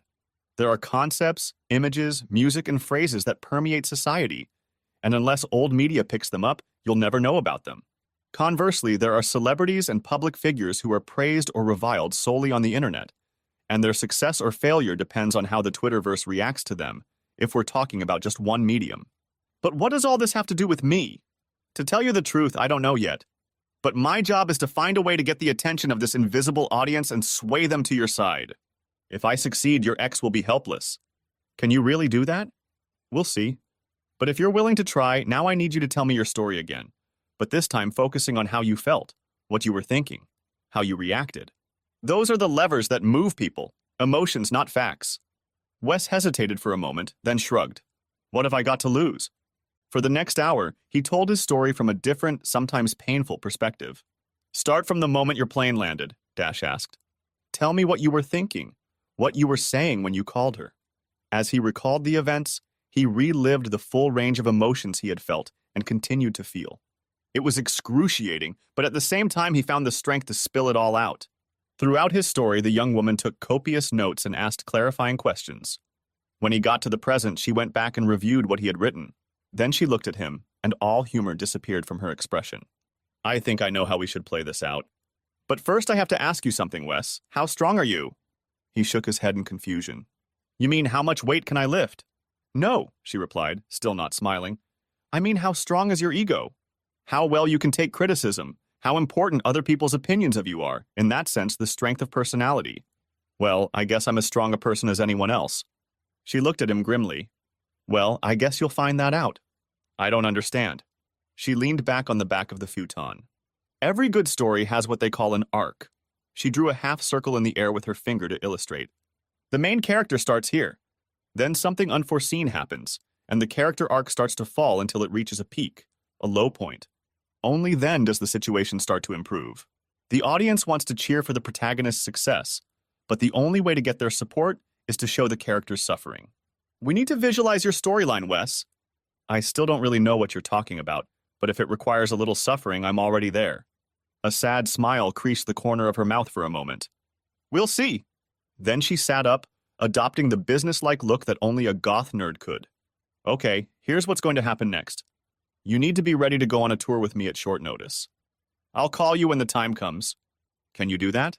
Well, if it's during business hours, I'll get hell from my boss, but I'm already on her bad guy list, so I guess a little more won't matter. Great, she exclaimed and jumped to her feet. I'm going to love this, she grinned, shaking his hand. I hate cheaters. Wes walked out of the building, trying to remember everything that had happened since he'd walked in. What did I deserve all this? He groaned. And what have I gotten myself into now? A day later, Wes was eating lunch at his desk when the phone rang. It was Dash. Can you pick me up? She asked. We have a chance now, and I don't know when the next one will come along. My boss is going to hate me, he told her grimly. But that's nothing new. I can swing by your office in 20 minutes. Miss Norton was indeed annoyed by Wes's request, but since he had a lot of work piling up, she reluctantly agreed. But remember, all that personal time is deducted from your vacation, she shouted at his back as he walked toward the door. When he reached the building he'd mentally come to refer to as the Samuels building, Dash was waiting for him on the sidewalk, dressed in leggings, a white top, and flip-flops. You have a new closet, he joked, but she ignored him. We're heading to your house, she ordered, and he threw her a sharp look. You know I can't be there, especially with Marlene home. Don't worry about that, she reassured him. My father saw her leave just before I called you. He'll keep an eye on us while we're there. Okay, so what are we going to do? Break into the house? Nothing that dramatic. You have to replicate the crime as best you can. The crime? What happened when you got home from the airport? Okay. And what will you do? He inquired. Oh, I'm going to film the whole thing, she nonchalantly informed him. What, why? It's simple, Wes. We need to give your fans a backstory before we sell your storyline. He shook his head in confusion. Fans? I don't have fans. She grinned. Not yet, no. But don't worry about that now. Right now, I want you to tell me again how you felt at every turn during this whole encounter. Tell me, what emotions did you feel? Well, when I pulled up to our house, I was probably excited to see Marlene. Then, when I couldn't get in the door, I was upset and a little angry. And when she said she had locked me out, I was stunned. I guess moving so quickly to confusion and depression threw me into a state of shock. I couldn't understand what was happening to me. I was so stunned I couldn't even figure out what to do. Everything else, the bailiff, the restraining order, the police, it all just added to the confusion and despair I was feeling. Wonderful, she exclaimed. Now, when we get to your home, I want you to tell us step by step what happened. We must see all the emotions you have just described to me. Do you think you can do that? I don't know, he said doubtfully. I'm not a very good actor. I don't want you to act, she told him. I want you to repeat what you did and remember your feelings, that's all. Don't worry, I'll walk you through it. Now give me your cell phone. She did something with it, then reached into her pocket and pulled out an unfamiliar gadget. Take this Bluetooth earpiece. I can use it to talk to you while you replay what happened. They reached his neighborhood, which seemed deserted. When he pulled into his driveway, Dash helped him remove the earpiece and carefully hid it out of sight. Then she called him on her cell phone. Speaking softly, she motioned for him to get out of the car and walk to the front door. When he looked back, he saw Dash on the sidewalk with a second phone in her hand filming him. Don't look at me, she said. Go try to walk into your house like you did before. Wes turned away and walked out onto the porch. As he tried in vain to open the house with the key, he felt himself remembering that day, and his mood soured. Ring the doorbell, Wes, he heard, and pressed the button, remembering how frustrated and confused he felt. Now knock on the door, he heard, and knocked hard on the door with his knuckles, feeling the growing irritation of not being able to get into his own house. Marlene's yelling at you through the door. She says she changed the locks. And then she drops a bombshell. She wants a divorce. Wes staggered back, remembering how stunned he'd been. He remembered not only what she had said, but the venom in her voice. He tried to contradict her, but she didn't hold out. "There's a bailiff following you," a voice in his ear prompted. And as he turned, Wes saw Trevor Samuels, wearing a low-crowned cap, walking toward him with a sheaf of papers in his hands. He handed Wes one copy and then began to read from it. The typed text made no sense, but Wes stared at it as if it contained his death sentence. He turned toward the front door. He heard it. Pound! And started pounding on the door with the heel of his palm. "The policeman is telling you to leave, Wes." He turned around, but no one was there. In his mind, however, the words of the menacing policeman sounded like a judge's ruling. Without any prompting, he dropped his hands to his sides, lowered his head meekly, let out a defeated sigh, and began to make his way back down the walkway in front of the house. His legs were so heavy he struggled to get to his feet. His happy little world had just been shattered, and he saw nothing but pain and sadness in front of him. "Go to the car," Dash's voice reminded him, and he slowly made his way to the car door without looking up. He climbed in and lowered himself into the seat. "You were great, Wes." "I got some really good shots," Dash enthused, getting into the passenger seat. He started the engine and began to drive out of his neighborhood and back downtown. "But there wasn't a cop there," he began. "We don't need him," she waved him away. "He wasn't in the picture. Besides, no one but you and Marlene knows about him." She reached out and squeezed his shoulder. "That was amazing, Wes. You really got into it. Can we not talk right now?" The pain in his voice was obvious, and she jerked her hand away sharply. She stared out the window the rest of the way, but once or twice she cast an oblique glance at him. By the time they got back to Samuel's building, she'd already made her decision. "Park in the parking lot," she told him, and when he threw her a questioning look, she said, "You're coming with me." She led him into her office and gestured for him to sit on the futon. She then disappeared through the door and reappeared a minute later with 2 bottles of beer. She sat down next to him and they drank in silence. When they finished, she took 2 more bottles. Only after they had drunk almost all of the second bottle did she try to talk to him. "You're really into this, aren't you?" she asked. He stared off into the distance, then sighed. "Yeah, I guess I did. It all came back to me from there. The shock, the confusion, the despair. I guess I never dealt with it all." She nodded. "I'm sorry to put you through all that, Wes, but honestly, your reaction will have a real impact on the audience." He took another sip and looked at her. "I still don't see how any of this is going to help. I'm going to use this video to start the downhill slide of your storyline. Then I'm going to send you even lower. Only then can we bring it all back to a happy ending." His face took on a bitter expression. "So what you're promising me is blood, sweat, and tears, huh?" "Exactly," she glowered. "But remember, it's all over for the British in the end." "Yes, but only because they had America on their side." She nodded and smiled even wider. "Yeah, and you have me on your side. It wouldn't even be a fair fight." Then she stood up. "But that can only happen if you get out of here now and let me do some work." "Okay, Dash, I don't know why, but I have faith in you." He stood up as well. "Anyway, thanks for the beer." She stepped closer and, to his surprise, gave him a quick hug. "Hang in there, Wes. I know it's hard right now, but things will get better, I promise." As he drove back to the motel, he found himself actually feeling a little more hopeful. His good mood didn't last until the next morning. Edith Norton was nowhere to be seen, and the daily grind was quickly wearing him out. The only bright spot was a call from Dash in the middle of the afternoon. "Can you come over after work? I've got something you'll want to see." The remaining 2 hours of work went by pretty quickly.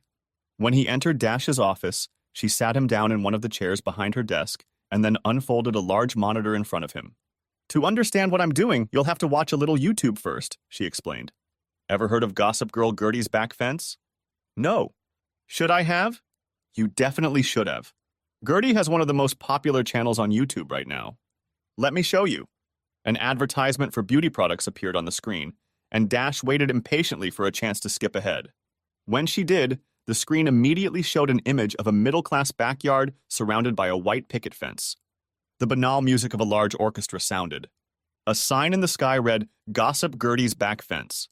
Suddenly, the scene switched to a set with a desk with the same white fence in front of it. Behind it sat an improbably dressed hostess in an obvious 1950s style blonde wig. Her clothes were of the same era. "Oh, how nice to see you," shrilled the woman. "I'm Gertie the Gossip Girl, and I just found out the juiciest gossip ever. Now I'm going to tell you all about it." With those words, she began listing gossip, people's life stories, fashion and beauty tips, product recommendations, and more. Behind her, the screen filled with charts and videos illustrating each segment. After a few minutes, Dash paused the program. Okay, I think you get the idea. What do you think? Is this her hobby? A hobby? Dash snorted derisively. It's her full-time job. Can she do it for a living? Advertisers pay very well for appearances on successful YouTube shows. How well? Let me put it this way. The host of a show that has 1 million subscribers can make a little over $50,000 a year. He whistled. $50,000? Not bad. She grinned. Gossip Girl Gertie's back fence averaged about 100 million subscribers last year. 100 million? Wait, that means she gets $5 million a year. He stopped, stunned by the amount. Dash walked around the table and sat in another chair in front of the flat screen. Here's the thing. To be successful, a show like this requires a constant influx of content. Obviously, most of it comes from publicists, advertisers, and promoters, but Gertie needs more if she wants to keep all her subscribers. That's where people like me come to the rescue. Every once in a while, I'll suggest a story she thinks she can use. If she likes it, her program will carry a lot of weight in terms of influencing her audience. That's exactly what I'm going to do with your story. Push it to her so we can get your attention. So why would she be interested in my story? It's simple, she said. I'm going to make you the symbol of every heartless man who has ever cruelly abandoned a wife or girlfriend. What? I'm a quitter, not a dumpster diver. Not in my version. Here's the footage I put together, as well as my proposed script for Gertie. Take a look. With those words, she clicked on the file and a black and white video of Neighborhood Watch appeared on the screen, just as Dash's father had shown Wes. Only this time it was Wes's car pulling up in his driveway. Dash started reading. How many of you girls have been dumped by a boyfriend or kicked out of your marriage by an insensitive husband? How many of you have wished the shoe was on the other foot? On the screen, Wes saw him pounding on the door to no avail. In Sacramento, California, the wife in the house was clearly fed up with her hubby, so she changed all the locks and kicked him out of the house. The scene changed to a view from the sidewalk, obviously shot with a handheld camera. The footage began with a long shot and then zoomed in on a distraught Wes. Look at the look on his face. He can't believe his wife is capable of this. Now watch this guy deflate when the bailiff hands him the divorce papers, Dash read. On the screen, Wes's face lowered in obvious horror. And now for the grand finale, Dash read. The humiliated hubby must take the long, shameful walk to his car and out of her life. It's so nice to see a guy have to suffer for once. The screen was almost painful to watch as Wes hurried down the driveway. Dash looked up from the script to gauge Wes's reaction. She'd assumed he wouldn't be happy, but the look on his face stunned her. That was the most humiliating thing I've ever seen, he exclaimed. Do we really have to do it like that? She patted his arm. I'm sorry, Wes, but it's the only way. He shook his head doubtfully. Okay, since you say so. At least you didn't give any names. I hope no one recognizes me. The young woman turned away and said nothing.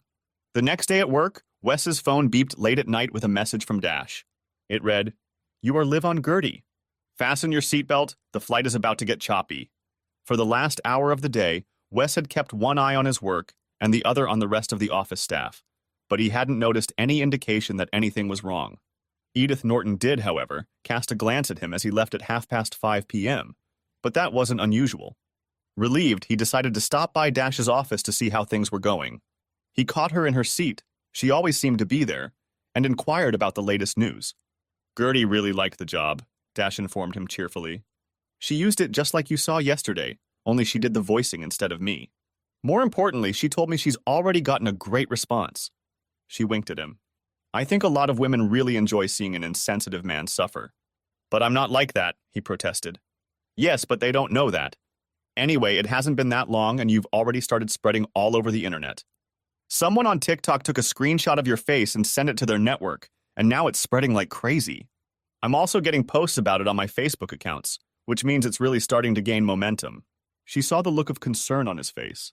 But don't worry, on the internet you're called HH, humiliated husband. Just the kind of nickname I was counting on, he muttered sarcastically. Okay, so what's next? We're going to sit around for another day to let this develop. And then we're going to move on to phase 2. What's phase 2? Oh, she said nonchalantly. That's where we're going to turn you into a real bastard. He shuddered. Does it have to be? Absolutely. Wes, you can't get up unless you fall down first. I don't think Newton said that. Yes, but Sir Isaac didn't know about the internet. He spent the rest of the evening in a somber mood, and it took him a while to fall asleep in the cramped motel room. As a result, he overslept and had to rush to work in time for the start of the workday. As he entered the lobby, he noticed the receptionist staring at him intently. As he headed down the hallway to his cubicle, he noticed her quickly pick up the phone to make a call. "What was that?" he asked, settling down at his desk. The strangeness was only getting worse with each passing day. It seemed to him that an unusual number of employees passed by his cubicle, and every now and then he heard snide comments and muffled laughter. Finally, just before lunch, a supervisor burst into the office. "I don't know what you're letting yourself in for, Wes Hardaway, but this is starting to detract from the work. Edith, all I'm doing is working on the Wilson case. I'm talking about all this nonsense you've been up to on the internet. It's not very professional to put your personal problems out there for everyone to see. Ma'am, I'm not quite sure what you're talking about, but I will have that file ready for your review no later than 2 p.m. Very well, but email it to me rather than bringing it to me. Judging by the way you lug around town, it will take me an hour to get it." With that last barb, she turned and walked away, leaving Wes anxious. If that Neanderthal computer saw me, this damn story must be everywhere. He groaned. For the rest of the day, he kept his nose out of his work, trying to be as inconspicuous as possible. It didn't help. One day, when he needed to go to the restroom, he saw a group of co-workers standing in the hallway.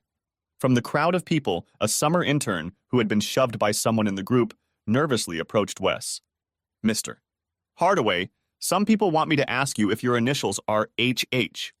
As Wes stared at him in shock, the entire group erupted into laughter, and all Wes had to do was hastily remove himself to the relative safety of the restroom. When it was 5 o'clock in the evening, Wes hopped out of the office and sprinted past the other employees to his car. Then he drove straight to the Samuels building and hurried over to Dash. "What did you do to me?" he demanded when she let him in. "I've been going to hell all day. All the employees know it's me, even my boss." "I'm not surprised," she replied easily. "Wes, you've achieved a very rare result. You've become a meme." "A what?" "A meme is an image on the internet that people associate with some idea or emotion. That clip of you walking away humiliated has already been picked up and used thousands of times." "Wes, you're the poster boy for a man humiliated by a woman." He sank down in his chair, wrapping his arms around his head. Dash walked over and knelt in front of him. "Wes, I have to warn you, it's going to get worse, much worse. Tomorrow, Gertie will find out that you've been served with a protection order. You know what people will think then?" When he groaned loudly, she took his face in her hands and looked into his eyes. "I know this is going to be very hard for you, but I promise you that the lower you fall now, the higher you'll soar when it's over. Right now, you just have to be strong. Can you do that?" "Oh God, Dash, I'll try. I don't really have any other choice now, do I?" Marlene.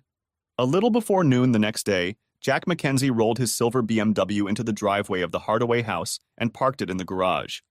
After making sure the garage door was closed, he entered the house and went in search of his lover. When he found Marlene, she was sitting at her computer, frowning. "Did you see that?" she asked, pointing to the screen where Gertie Gossip Girl was showing Wes retreating down the path that had become infamous. "How the hell did they get that tape?" He glanced over his shoulder at her and grinned. "Probably one of your roommates was walking around and filmed it on her cell phone." He started rubbing her shoulders. "But who cares about that? Truth be told, it makes Wes look like a complete idiot, and you're the smart one for getting rid of him." "I guess you're right," she nodded. "But I can't help but feel sorry for that poor jerk. Look at the pain on his face." Wes. The next day started out a little better for Wes. He was still being stared at as he walked to work, but the novelty of the situation seemed to have passed. "I'll get over it," he decided. But his comparative equanimity was broken mid-morning when he received another text from Dash. "The second part of Gertie's is up. You are the main subject. Stay cool." With fear, he logged onto YouTube and found the Gossip Gertie channel. Eagerly awaiting the commercial and intro to the show, he watched in mesmerized horror as the influential YouTube user began to ruin his life. As footage of him pounding on the front door played in the background, Gertie said triumphantly, "You've all seen my article about the humiliated hubby before." But now his story has taken a different, darker turn. The scene switched to a process server handing Wes papers. Turns out Wes got more than just divorce papers. The real bombshell is what else hubby got: a restraining order. An official paper appeared on the screen, filling the entire screen. The only legible words at the top read, "Restraining order." "And that's not all," Gertie continued. "This order requires our humiliated hubby to stay at least 200 yards away from his wife at all times. It doesn't take a fertile imagination to guess what must be going on to require such protection. No word yet on whether any charges have been filed, but we'll keep an eye on this one. All we can say to the wife at this point is we hope you are safe. And to the humiliated hubby, all we can say is goodbye, and we hope you get what you deserve, along with all the other wife beaters. Oh my God. Gertie could put a bounty on my head. I've got to get out of here. Normally, there was a perfectly discernible level of background noise in his office. People talking on their phones, office machines humming, people walking down the hallways. But the sound Wes heard outside his cubicle was more like a low, menacing growl. It stopped him. He looked up and saw several coworkers talking among themselves, shaking their heads and throwing accusatory glances in his direction. He continued to watch them every few minutes, hoping to see a gap through which he could slip out unnoticed. But there was none. On the contrary, the crowd seemed only to increase. He tried to immerse himself in his work, but people kept passing by the entrance to his cabin and muttering insults under their breath, which he was evidently bound to overhear. Suddenly, the noise died down and the crowd parted as Edith Norton entered his cubicle. Mr. Hardaway, I warned you the other day that unprofessional behavior has a negative impact on our office. Normally, your personal life is your business, but not when it extends to beating your wife. But I never even touched Marlene, he exclaimed. Then why did she see fit to seek legal recourse? The woman demanded. Why should you have to be 200 yards away from her all the time or risk arrest? Well, I really don't know why. Enough, she shouted, startling him. This company has zero tolerance for spousal abuse, Mr. Hardaway. You would know that if you spent less time surfing the internet and more time reading the employee handbook. However, ignorance of company policy is no excuse. You are hereby terminated. You are no longer an employee of this firm effective today. Wes's mouth dropped open. But she didn't let him finish. You will be paid for the work you have done, and you will receive a separate check for 2 weeks' salary as severance pay. Now I need you to leave the premises immediately. Leave everything but your jacket and go. If you have personal belongings, they will be sent to you in due course. Ralph over here will escort you out. She nodded, and a stout security guard entered the booth. Mr. Hardaway, we won't have any problems, will we? Wes was shocked. He shook his head, then let the guard take his hand and lead him away. Behind him, the murmur of voices grew louder and louder. When he got into his car, he sat behind the wheel in a daze. A sharp tap on the window caused him to look up and see Ralph gesturing to the parking lot exit. Wes started the engine and drove slowly. He had no idea where he was going, but after a while he found himself outside the Samuels building. The shock of being fired was replaced by anger, and he rushed to Dash's office. Bursting through the door without knocking, he strode to the astonished woman's desk and shouted, I hope you're pleased. Your little storyline just got me fired. They fired you? Why? Oh, yeah. Hatchet-faced Norton just fired my ass. They're going to send me severance pay in the mail. That's great, she exclaimed and jumped to her feet. Don't go anywhere, Wes. I'll be right back. With those words, she ran out of the office and ran down the hall. Puzzled by her reaction, Wes walked over to the futon and laid down on it. Now that the adrenaline was out of his system, he felt exhausted. He was already half asleep when Dash returned. She came over and sat down next to him. Oh, Wes, I'm so sorry you had to go through this. I knew Phase 2 would be provocative, but I didn't think your firm would act so hastily. She reached out to take his hands in hers. It was the worst, Wes, I promise. Tomorrow we'll let things settle down and then we'll launch Phase 3.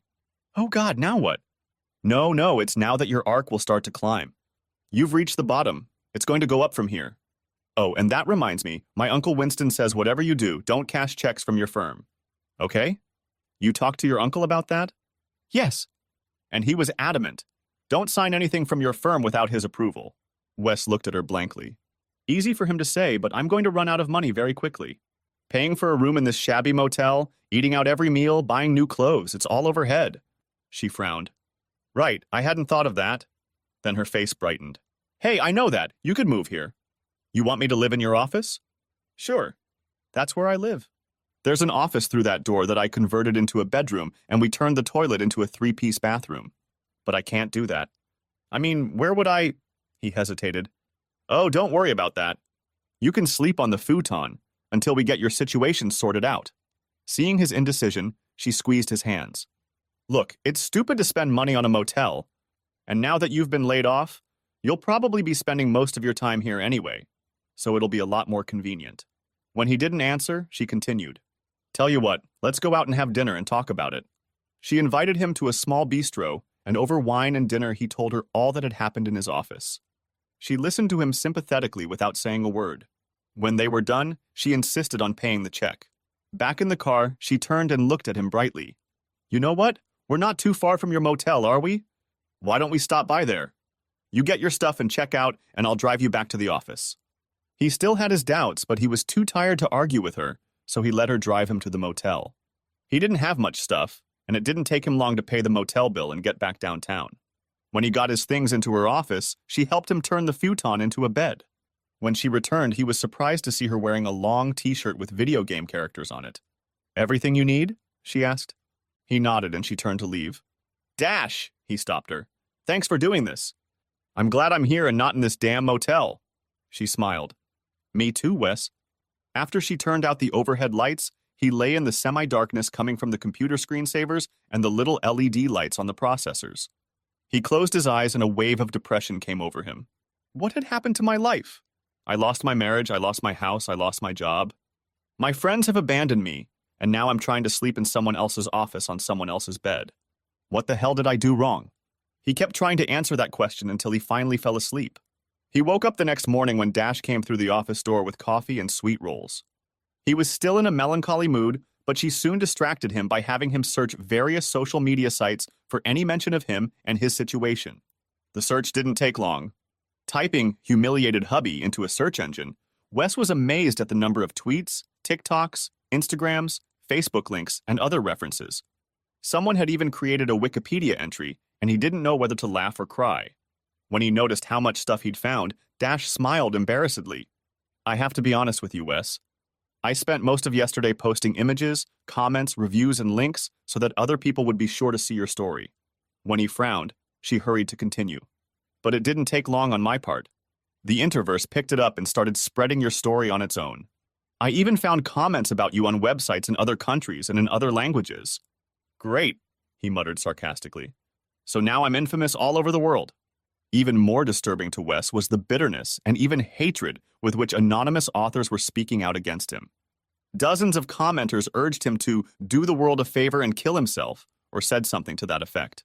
I'm going to have to hire a bodyguard before this is over, he groaned, shaking his head. Dash didn't let him wallow in self-pity. The farther you fall now, the higher you'll bounce when you get back up, she promised. I hope you're right, he said dejectedly, because right now I'm dropping like a stone. Marlene. Sitting at her computer in her home in Fair Oaks, Marlene was reading several comments in response to the latest revelations from gossip columnist Gertie. With a puzzled expression on her face, she called her lover. Jack, this Wes thing has really gotten out of hand. I want to get rid of him, not destroy him. He's never hit me or done any of the things these people on the internet accuse him of. I almost feel like I should say something. No, he said sharply. You have to let it all develop as it is. All this publicity will make your divorce go smoothly, plus you'll probably get a better settlement. And when we publicize our relationship, it ensures that no one will say anything negative. After your horrible experience with Wes, our friends will say you deserve a chance at a little happiness. We couldn't have come up with a better scenario. You really think so? Absolutely, baby. Wes has a huge bullseye painted on his chest, and there's a bunch of people who want to take a shot at him. He'll never recover from getting shot at. Wes. After lunch, Dash got a phone call, and when she realized who it was, she put it on speaker so Wes could hear. Hi, Gertie, it's good to hear from you. Did you take the latest information about the humiliated hubby well? She asked, winking at Wes. Good reception? Girl, that story blew up all over the internet. It's the best shit you've ever sent me. I've gotten 50,000 new subscribers in the last day. Any chance you have anything else on this story? Perfect timing, girlfriend. I'm just about to get some material together. I should be able to send it to you by the end of the day. If you like it, you can use it on tomorrow's show. Really? What have you got this time? You won't believe this, but what if it turns out that humiliated husband isn't such a bad guy? Are you kidding me? Really? With those words, Dash outlined the new material she had prepared. When she was done, Gertie was delighted. Gosh, what a twist! My subscribers are just going to go crazy. Tell you what, let's make this into 2 episodes, even more use. Send them both to me as soon as possible so I can start promoting. When the call ended, Dash turned to Wes cheerfully. Are you feeling a little better already? It's good that Gertie liked it, but we still need to see how her subscribers react. He bestowed a wry smile on her. Though I have to admit I'm starting to feel a little more hopeful. Dash worked through the evening, putting things together the way she wanted them to be. Wes continued to monitor various social media for late responses, but for the most part he stayed out of Dash's way, letting her go about her business. When she was finally satisfied, she uploaded the package to Gertie. Only after receiving a thumbs up from Gertie in response did Dash relax and turn her attention to Wes. I don't know about you, but I'm starving. How about we order a pizza? I've got some more beer in the fridge so we can relax and unwind. Sounds good. When they were done eating, he stretched and looked at his temporary roommate curiously. How did you and Gertie become such good buddies? We met when we were freshmen at the California Institute of Technology. California Institute of Technology. Yeah. Looking at Gertie on YouTube, you'd never guess that she once wanted to be an electrical engineer at some high-tech company. What about you? Oh, I majored in computer science but never finished. Something else happened and I dropped out and never went back. He realized from the look on her face that she didn't want to go into details, so he tried another question. Where did you get a nickname like Dash from? Did you do any running or anything like that? She shook her head and grinned. Actually, Dash is short for Dashiell, which is Dashiell Hammett. My father has always loved detective novels, and he's a big fan of The Thin Man and The Maltese Falcon. Wes nodded. Okay, what about Daniels? Where did it come from? The smile faded from her face. Daniels is my asshole ex-husband's last name, she spat out. Oh, wow, I'm sorry. I didn't mean to open an old wound. She shook her head. No, it's fine. She looked away. When I got to college, I was your typical rebellious, emotionally immature girl, ready to break out of scrappy Sacramento. Joey, that was his name, was a real bad boy, and I was stupid enough to get involved with the type. He got me into all sorts of nasty things. Parties, all the usual nonsense that kids that age do. But I was crazy about him. When the school year was almost over, the thought of separation became too much and we ran away. My father was very upset, but he desperately wanted me to get my degree, so he found us an apartment in Pasadena and helped with expenses. I didn't realize that Joey was spending most of that money on bad things. I also didn't know that the rest of the money he was spending on some whore he found. But it all became clear the day Joey walked in on us with that dyed blonde and said he and her were leaving. She looks like she's having dental surgery, Wes thought, looking at Dash's face. It really hit me hard, she continued. I kind of went over to the dark side. There was no money, I had to pay rent, and I was living on the streets for a while. Luckily, my dad found me and brought me home. It took me a long time, but I picked myself up, found a job I can support myself with, and here I am. That sounds just awful, Dash. I'm really sorry you had to go through all that, and I'm even more sorry I brought it up. No, it's okay. It was so long ago, I've gotten over it. She paused. And if you're wondering why I kept his last name, I did it because I didn't want that creep to be able to erase me. I wanted my last name to be a constant reminder of what he did. She made a dismissive gesture.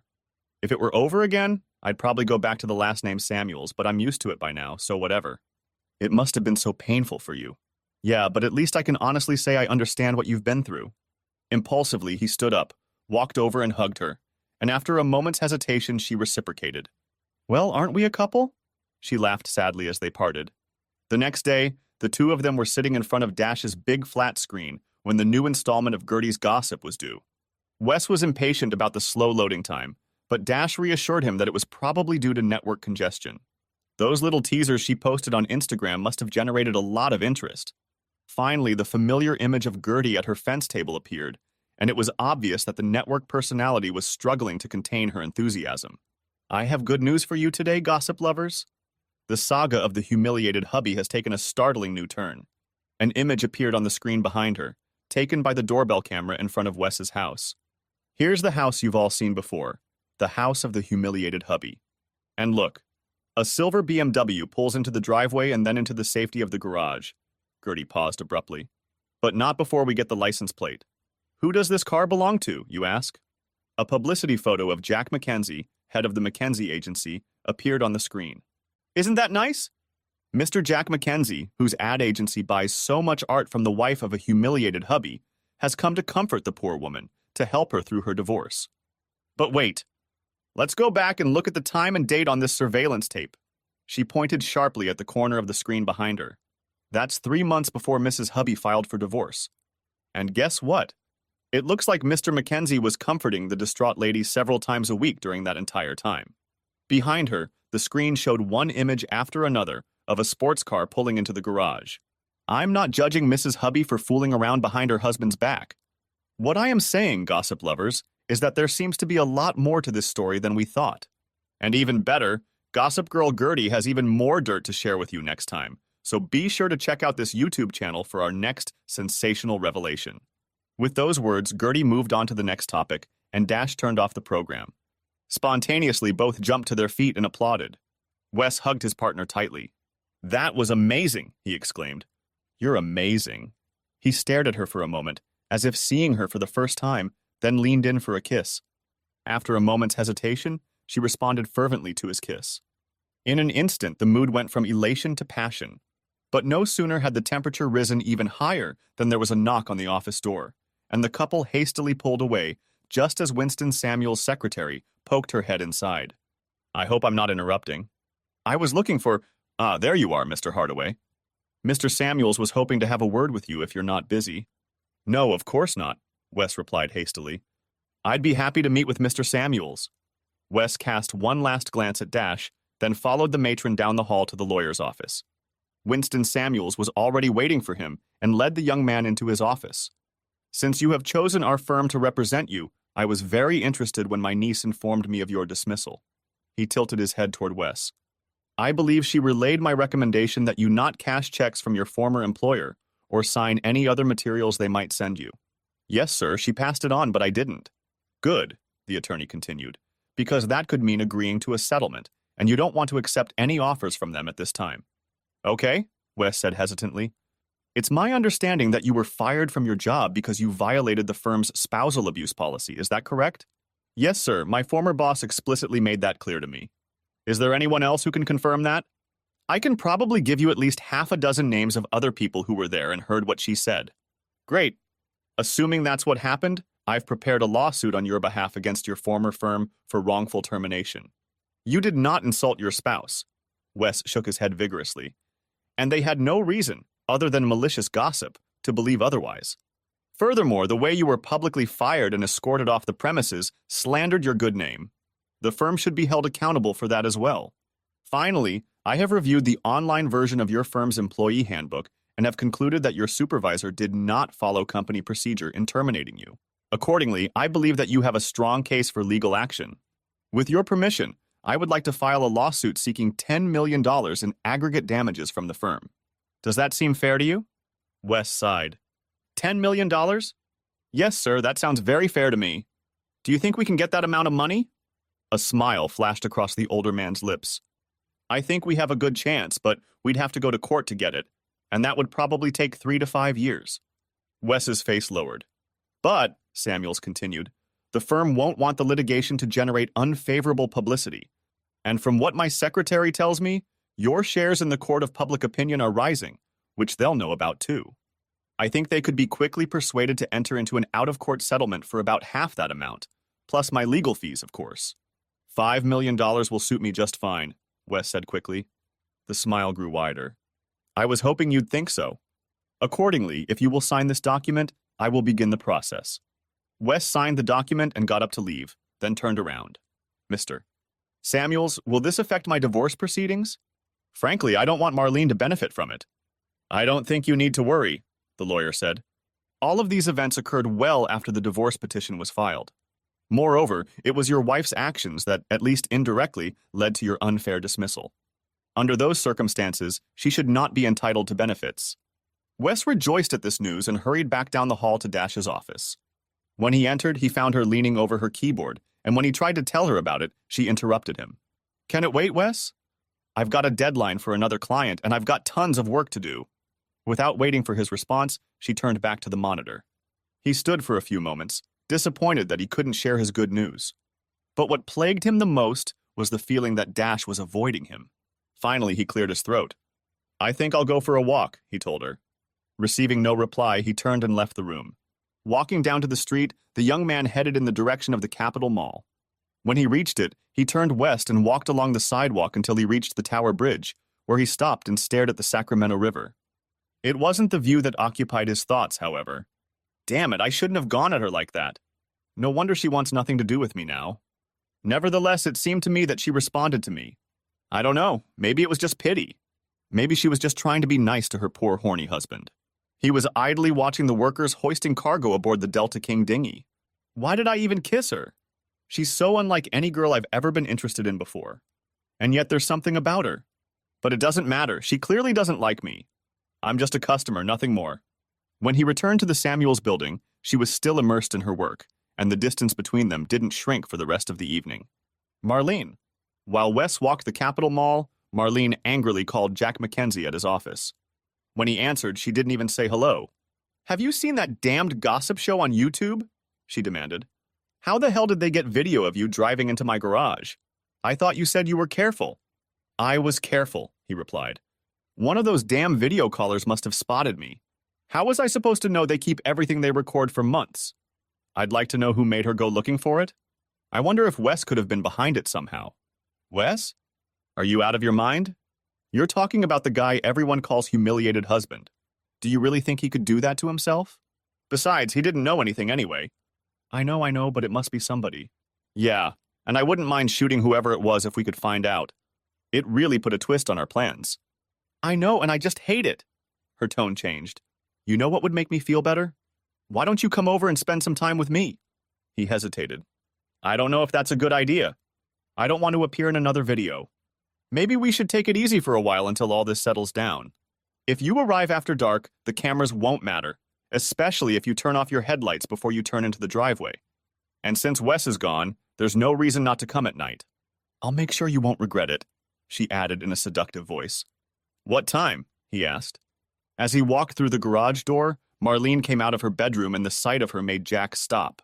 She was dressed in all black.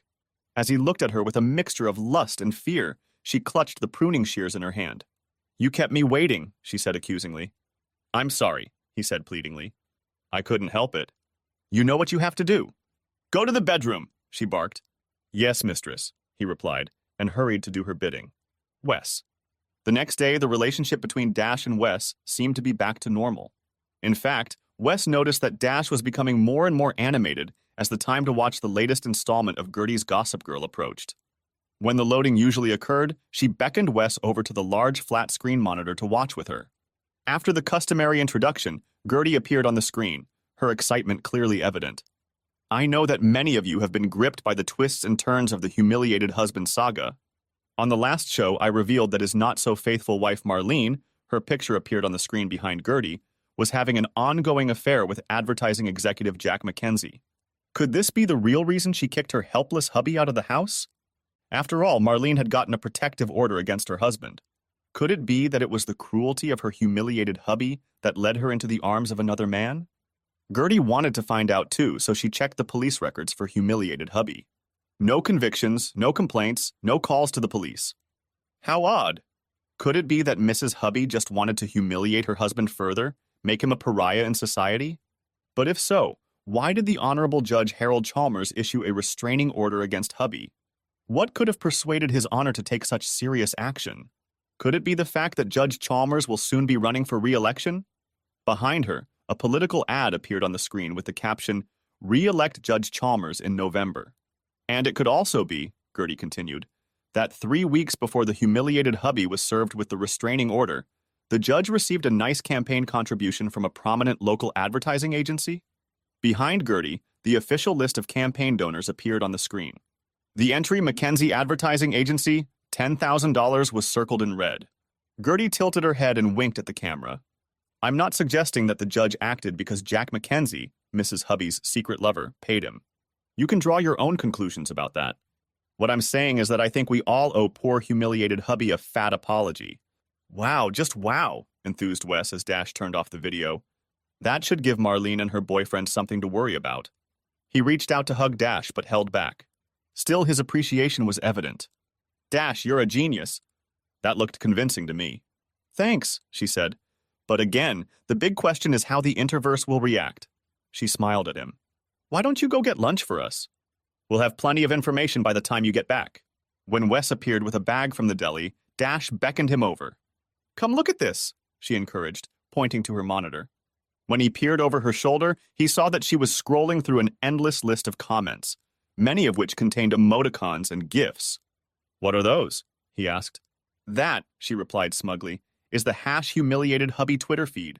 Gertie's latest episode sparked a flurry of comments on Twitter. And that's just one segment of the reaction. Gertie's show is getting its own reactions on YouTube, and then more on Instagram and elsewhere. Looks like a lot of people have already watched that last segment. Can you believe it? And now they're taking different sides. She paused to stare at the screen. As far as I can tell, Hubby's team is ahead of Mrs. Hubby's team by about 70% to 30%. Wes froze for a moment, trying to comprehend what was being said. Suddenly, he glanced at the screen. Wait a minute, are you saying that 30% of the audience is on Marlene's side? She waved her hand dismissively.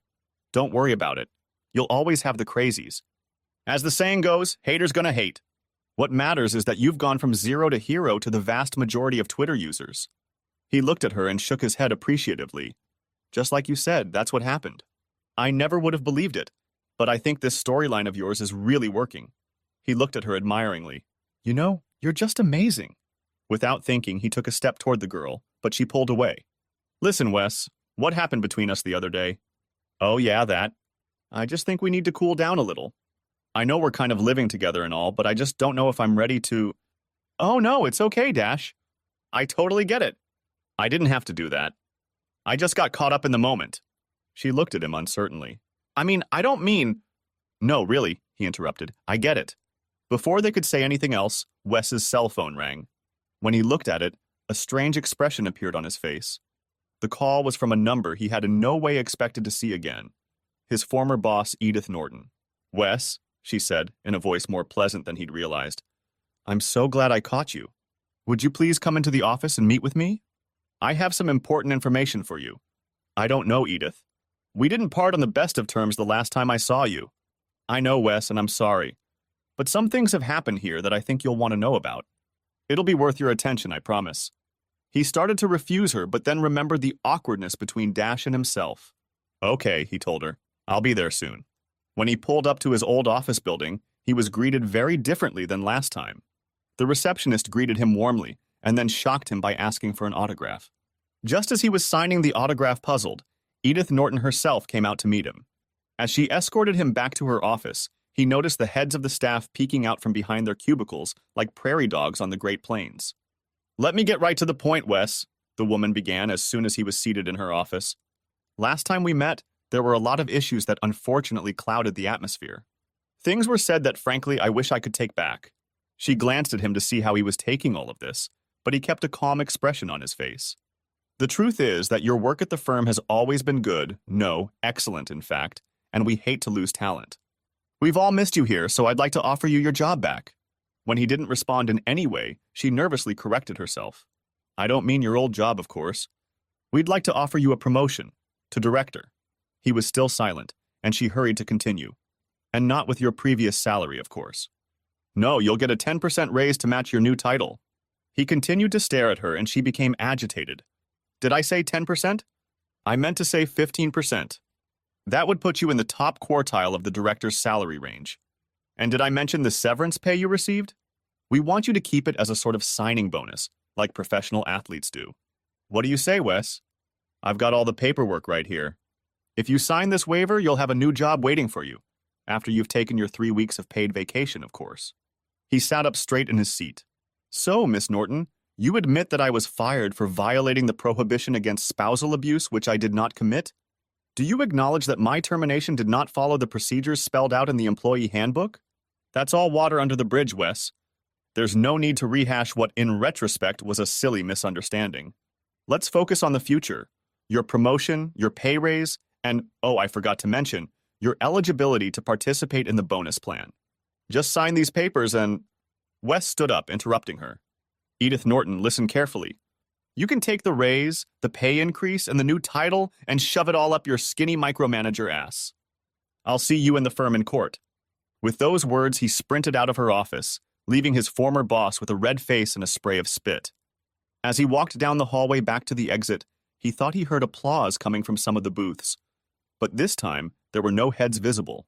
After lunch, Winston Samuels called Wes and asked him to tell him about his visit to his former employer. Tell him you made no commitments, the lawyer said, and please tell him you didn't sign anything. When Wes repeated what Edith Norton had said, the stern old man grinned. It wasn't very prudent to go in there, young man, especially without a lawyer, but I can see why you did. At any rate, I don't think you've done any harm. The fact that your old boss worked so hard to get you back is a very positive sign in my opinion. Anyway, in light of her inept attempt to bribe you, I imagine we'll be hearing something from their lawyers sooner rather than later. When Dash returned, he looked a little more relaxed, and they decided to order dinner on the house. As they sliced Thai food from cardboard boxes, Dash asked him about his visit to his former place of employment, and Wes happily recounted his run-in with his former boss.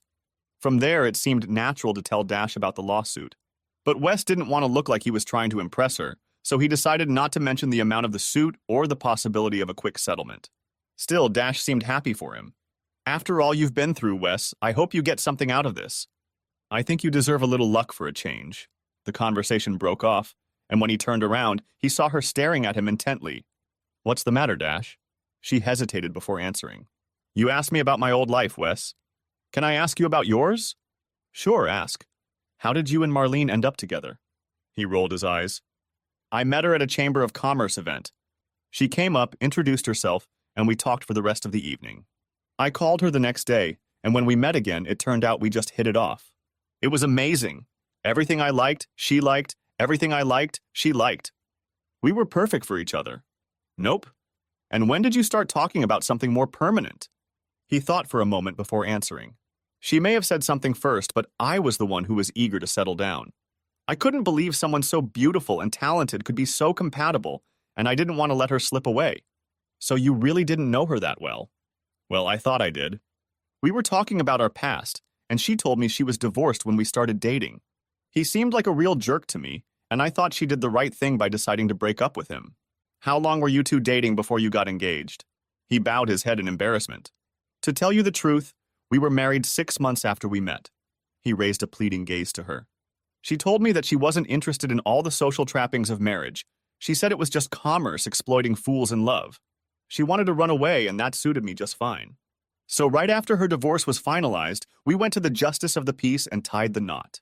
It all seemed so exciting and romantic at the time. She sat in silence, mulling over what he had told her. Finally, curiosity took over. So why did you want to know about her after all? I was just curious how you two ended up together. She stood up, yawned, and stretched. I'm really tired. I think I'll go to bed early. I'll see you in the morning, Wes. He stared at the door to her room as she disappeared inside. What's this all about? He muttered to himself. The next morning, Wes's phone rang early. Mr. Hardaway, came a woman's voice. This is Winston Samuel's office. Mr. Samuels would like to know if you can meet with him this morning? Sure, Wes replied, standing up. We could do it in about an hour? Okay, great, I'll be there. He stood up and knocked gently on Dash's door. She had obviously been up for a while, because when he opened the door, she was fully dressed. Good morning, Wes, she greeted him. So who was on the phone for you? That was your uncle's secretary. He wants to see me in an hour. Is it okay if I use your shower? He lowered his gaze to himself. I think your uncle would appreciate it. Dash waved him off and he hurried back inside to shower, shave, and put on fresh clothes. When he came out, he was thankful to see that Dash had managed to buy coffee and croissants. You need 2 components of a good breakfast, caffeine and carbs, she told him with a smirk as they devoured the pastries. Walking down the hall to the lawyer's office, Wes found the receptionist already waiting for him. He's expecting you, she told him with a smile. Winston Samuel's face was stern as he invited Wes to take a seat in front of the massive old wooden desk. I've been negotiating with representatives of your former employer, he said without preamble. I must report that we were unable to agree on the $5 million sum you and I discussed. Wes couldn't help but feel disappointed. A hint of a smile appeared on the lawyer's face. However, I was able to negotiate a sum of $6.5 million with them. I hope that will be satisfactory. $6 million? You're kidding, exclaimed Wes. They'll also cover my fees, which is very good for you because they're not insignificant. Their only condition is that you have to sign a non-disclosure agreement and refrain from making any public comments about the deal or the firm. I hope that's okay with you? Wes smiled. For $6.5 million, I will gladly remain silent from now and forever. The lawyer gestured with his hand to stop his client. Before you start spending that money, don't forget that both the IRS and the state of California will get their share. After taxes, the amount you will receive will be about half the total amount. Wes thought for a moment, then smiled. $3.5 million is a lot more than I expected. A higher figure would have been nice, but I'm not going to complain. Then his face became more sober. Regardless of the amount, I would prefer that you not tell the rest of your family. The older man looked at him triumphantly. I never discuss a client's business with anyone unless my client instructs me to do so. Thank you, sir. I appreciate it. Before heading back to the antisocial network office, Wes checked his cell phone and made a quick call. Then he hurried back. Dash was waiting curiously. So what did Uncle Winston say? He managed to keep a straight face. Do you have any plans for tonight? He asked carelessly. No, why? She replied, confused by the change of subject. Good. Then I'd like to express my gratitude for all you've done for me by inviting you to dinner. Have you ever been to the Firehouse restaurant? I'd love to go with you, Wes, but the Firehouse is one of the most expensive restaurants in town. Don't you want to go somewhere else? He grinned. Well, I've already made reservations. Besides, I don't think it's too expensive to say thank you to someone who's done so much for me. And I certainly don't think it's too expensive for a man who's about to get a quick and very good judgment on his lawsuit. Realization swept over her and she jumped with delight. Oh, Wes, congratulations. I'm so happy for you. Then she pulled back from him and her expression became concerned. A fire station? Tonight? Oh God, I don't have anything to wear, and I need to get my hair done, and… No, you don't. Don't need what? She asked in confusion. Don't change your hair. Why? I always thought you hated them. Well, it took me a while to get used to them, but now… Well, they suit you now. Okay, she said hesitantly. But… With those words, she pulled away from him and hurried back into the bedroom. A few minutes later, she reappeared. I still have some shopping to do. Damn you, Wes Hardaway, I don't even know if I remember how to do this. I haven't shopped anywhere but stores in years. She found her car keys and slipped them into her pocket. Stay here, she commanded.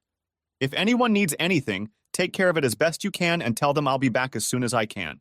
With those words, she sprinted out the door, and he had to close it behind her because she was already running down the hall. It was already dark when she returned, carrying several bags in her hands. After Wes led her through the door, she quickly disappeared into her bedroom. He checked the time and decided he'd better get dressed too. He found the only suit he had managed to salvage from the house and put it on, along with a nice shirt and a pair of dress shoes. Behind him, he heard, Well, what do you think? Turning around, he saw her standing in the doorway in an ankle-length black halter dress. He stared at her. Dash, is that you? He asked in surprise. Her face lowered.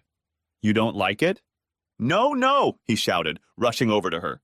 You look just amazing, like a model. I've just never seen you in such an elegant dress before. Relieved, she smiled slightly. I was afraid it was too much, but it looked so good in the store. He stepped back to take another look at it. The black fabric contrasted with her hair, and the silver high-heeled sandals completed the look. You're so tall, he marveled, and the dress really complements your figure. He lowered his gaze to his clothes. Now I'm wondering if I look good enough to go with you. She laughed, took his hand, and kissed his cheek. I would have let you know if I thought so. Now why don't you call us a cab? Later, as they were finishing dinner on the Firehouse's brick-lined terrace, Dash took a sip from her wine glass. Then her face took on a serious expression. Wes, remember how I kind of pulled away from you the other day? He chattered happily, but his smile disappeared at her question. I remember, but it was my fault.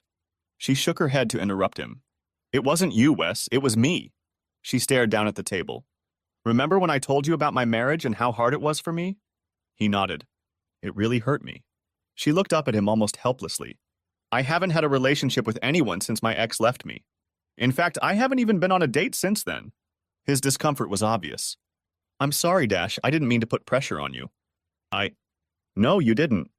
I just reacted instinctively, on autopilot. She half smiled. You know, when I first met you, I thought you were just another clueless husband whose wife had left him. But as I got to know you better, I discovered there's more to you than that. And it's not just that we have bad luck with exes. You're wise and funny and romantic. Maybe most importantly, you're loyal. Loyal to your wife and yourself. That's very important to me. She blushed and lowered her eyes. I guess what I'm saying is that if you wanted to kiss me again, I wouldn't run away this time. He looked at her triumphantly, then reached across the table to take her hand. Before he could say anything, a waiter approached them. Wes looked at him blankly. I think we're going to skip dessert. Dash blushed again. Marlene. While Wes and Marlene dined al fresco, Marlene angrily tried to contact Jack Mackenzie. When he finally answered her call, she lashed out at him. What's this nonsense about bribing Judge Chalmers to give me a protective order? I thought you said the judge was your friend. Don't be naive, Marlene. In politics, friend is just another word for sponsor.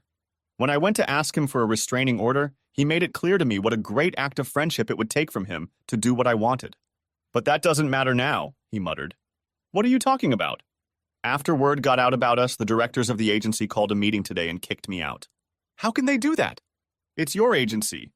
Yes, but the agency's bylaws say they can, and they did. And to add icing on the cake, the California Department of Revenue is sending an auditor to the office to look into our accounting. I'm totally screwed. Oh, Jack, I'm so sorry, baby. Yeah, but your sorry and a losing lottery ticket are worth the same to me right now. So how about you forget my phone number while I try to find a way out of this nightmare? With those words, he hung up the phone. Oh shit, what am I going to do now? She moaned to herself. Wes, are you sure this is where you want to go? The Lyft driver asked, dropping Wes and Dash off near the Samuels building. His two passengers were too engrossed in each other to pay attention to him. Waving hello to the night watchman, they hurried to the elevator and made their way up to the 6th floor, hugging each other tightly. Once she let them into Dash's office apartment, he reached for her again, but she fought him off. Wait here, she told him before slipping away to her bedroom. I'll just be a minute. He was checking his smartphone when he heard her voice behind him. You can come in. He hurried to her bedroom door and stopped, stunned by the sight before him. The room was lit by several candles, and in the center of their soft light stood Dash. They had had an incredibly good time that night. The next morning, he woke up early and lay on his back, thinking. After a few minutes, he got up and got dressed, being careful not to wake her. He then quietly slipped out of the house. When he returned, Dash was already awake and was getting dressed as well. When he walked through the door, she looked at him apprehensively. What's the matter, Wes? She asked. Where did you go? I just needed to take a walk and think for a while. What were you thinking about? She asked, trying not to show how worried she was.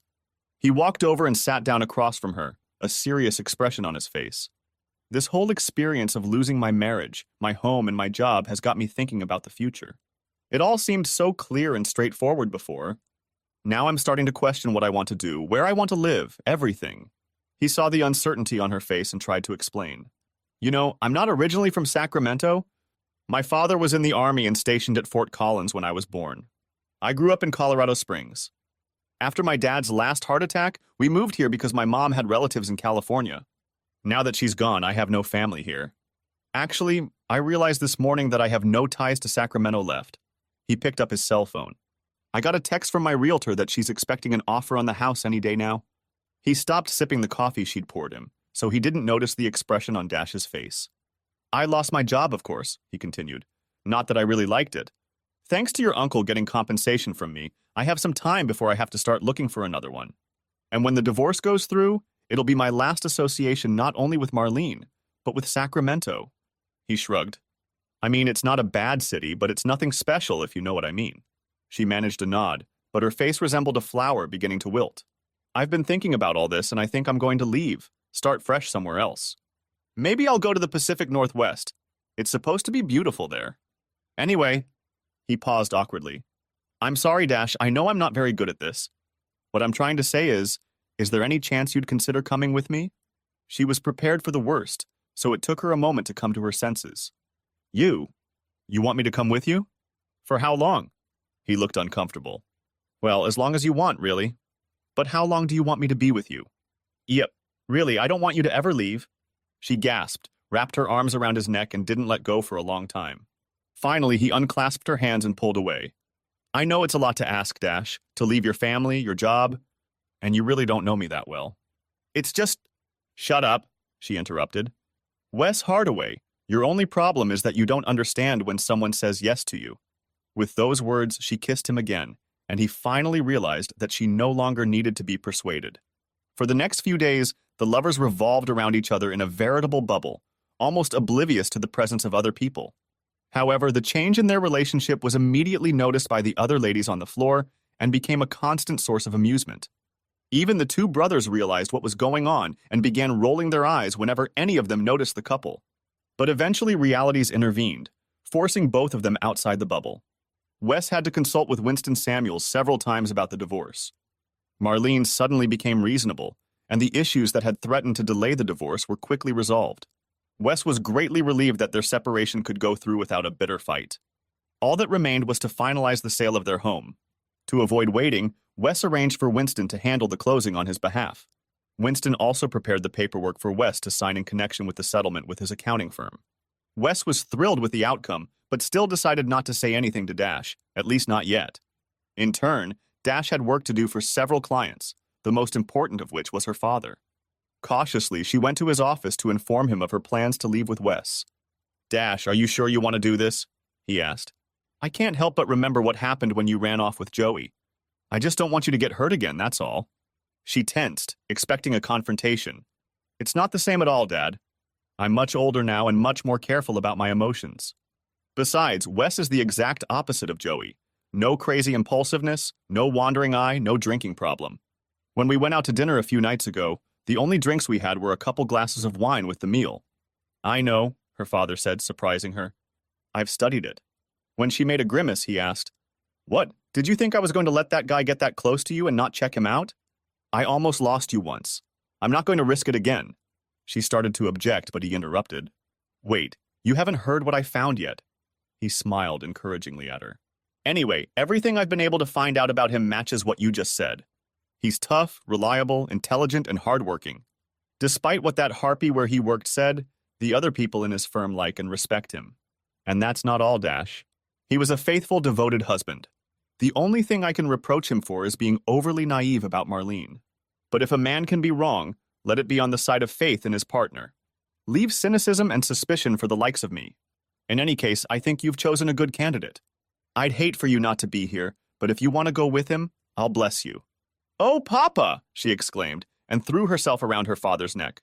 He hugged her tightly, realizing full well that it had been a long time since she had called him Daddy. When he released her and she returned to her chair, he gestured toward where the law offices were. "I'm glad you two won't have any financial problems, unlike Joey. However, I'd hate to see you close your business. You're really good at it. I know I rely on you, probably even more than you realize." She laughed. "Just because I'm going with Wes doesn't mean I'm going to stop working. Basically, I can continue my business from anywhere as long as I have a laptop and a high-speed internet connection." She grinned. "You're not getting rid of me that easily." "I'm very glad to hear that, Dash." Then the smile left his face. "Now I've learned something else I want to share with you, and Wes needs to hear it too. Maybe he can join us?" Puzzled, she went in search of Wes. When the two of them returned, Trevor came over and sat on the edge of his desk. "I've learned some interesting news that may affect you both. Word is that Jack Mackenzie, your ex-wife's lover, has been ousted from his agency and is under investigation for possible tax fraud." Wes shrugged. "Well, I'm certainly not going to waste any tears on him." "That's not all," Trevor continued. "I've also learned that he and Marlene are no longer dating. Furthermore, from what I understand, they don't even talk to each other anymore." Wes and Dash exchanged glances. "Okay," he said firmly. Dash looked at her father questioningly. "This is all very interesting, Dad, but why make such a big fuss?" The detective looked at the couple standing in front of him. "It's not what happened that matters, it's what might happen next. Wes, your future ex's scheme failed. At this point, she has no prospects of getting a new lover or selling her work. I think she'll try to make up with you." "What?" sighed Dash. "Good luck with that," Wes waved her off. "I wouldn't touch that woman with a 10-foot pole either." Trevor nodded. "I understand, but don't underestimate her. If she wants to, she can put the brakes on your divorce quickly. She can have her attorney raise objections and delay the sale of the house. She can petition the court for family counseling, which could drag on for months. Dash told me about your plans to leave town. You have to realize that Marlene could put all of this off for an extended period of time." "But why would she do that?" asked Wes sharply. "For one thing, the longer you go without a divorce, the longer she'll have a place to live and a source of livelihood. On the other hand, the delay means she'll have more time to try to reconcile with you. The longer you are married, the more time she has to develop a new plan. On the other hand, if she becomes aware of your financial arrangement, she could extort money from you in exchange for authorizing a divorce." "What a bitch!" exclaimed Wes. "You don't know the half of it," Winston replied. "Let me tell you what else I found out about her." When he finished telling what his investigation had uncovered, both were stunned. As they walked back to Dash's anti-social network office, Wes's face was white with anger. Dash was worried, for she had never seen him so testy. "What are you going to do, Wes?" she asked almost fearfully. "What I'd really like to do is strangle her," he replied firmly. Seeing Dash's reaction, he quickly pulled her to him. "Don't worry, babe, I'd never do anything like that. But after everything she put me through, I'd like to repay her somehow." She looked at him thoughtfully. I think I know someone who might be able to help us with that. He looked at her with a puzzled expression, then broke out into a smile. Gertie! They both shouted. Let me send her a message and see if she'd be interested in another installment of the humiliated hubby saga, she suggested. It was only a few seconds before the phone produced a reply. She read it, grinned, and turned the screen so Wes could read it. I want it, I want it, I want it. Read the reply message. The two of them quickly got to work, putting the information Trevor had found into a form that Gertie could use on her show. They had been working steadily for a couple hours when Wes's cell phone rang. Dash saw the name on the display and the angry expression that flashed across Wes's face. She decided to go to the bedroom to give him some privacy, but she could still hear the angry notes in Wes's voice. When it seemed like the call had ended, she walked back out. As you suspected, it was Marlene, he told her. Looks like your father timed it right. She wants me to meet with her tomorrow at our house to go over a few final details that she says need to be settled in person. She's also dropped a few hints that make me think she really wants to talk about a possible reconciliation. And I told her that I would need to get back to her. The big question is, how soon can we get this information together for Gertie, and when can she show it on her channel? If we can get it to her today, I bet she'll want to work with it right away. It might mean a late night for us, but I think it'll be worth it. Let's do it. Okay, I'll let Gertie know our plans. Great, he said. I'll call Marlene back and tell her I can meet with her tomorrow afternoon.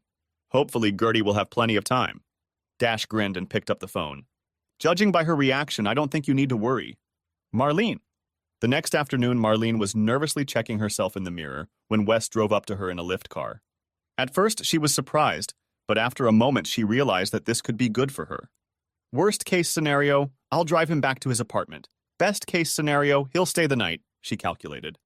By the time he got up on the porch, she was already holding the door open, not even thinking about the irony of her action. When he entered, she tried to kiss him, but he pulled away. Don't rush things, she scolded herself. She gestured for him to take a seat on the couch in the living room and sat herself in the chair across from him. So, do you have the papers we need to sign? He asked. I do, she replied, spreading them out on the coffee table. But before we get into that, there's something I need to tell you. Wes, I just need to apologize to you. I've made some big mistakes and treated you very badly. This whole divorce thing is like waking up from a bad dream. I don't know what I was thinking. I was selfish and cruel, and I don't even know why. All I know is that I wish I could somehow make it up to you. He started to speak, but she hurried to continue. I think it was the prospect of selling the house that made me realize what happened. She smiled slightly at him. We had so many happy times here, when we were full of hope for the future, full of love for each other. Now I can't bear to lose that. She leaned forward, smacking her lips, a tear glistening in the corner of her eye. Wes, do you think there's any way to get that feeling back? Can't we start over? We don't have to sell the house.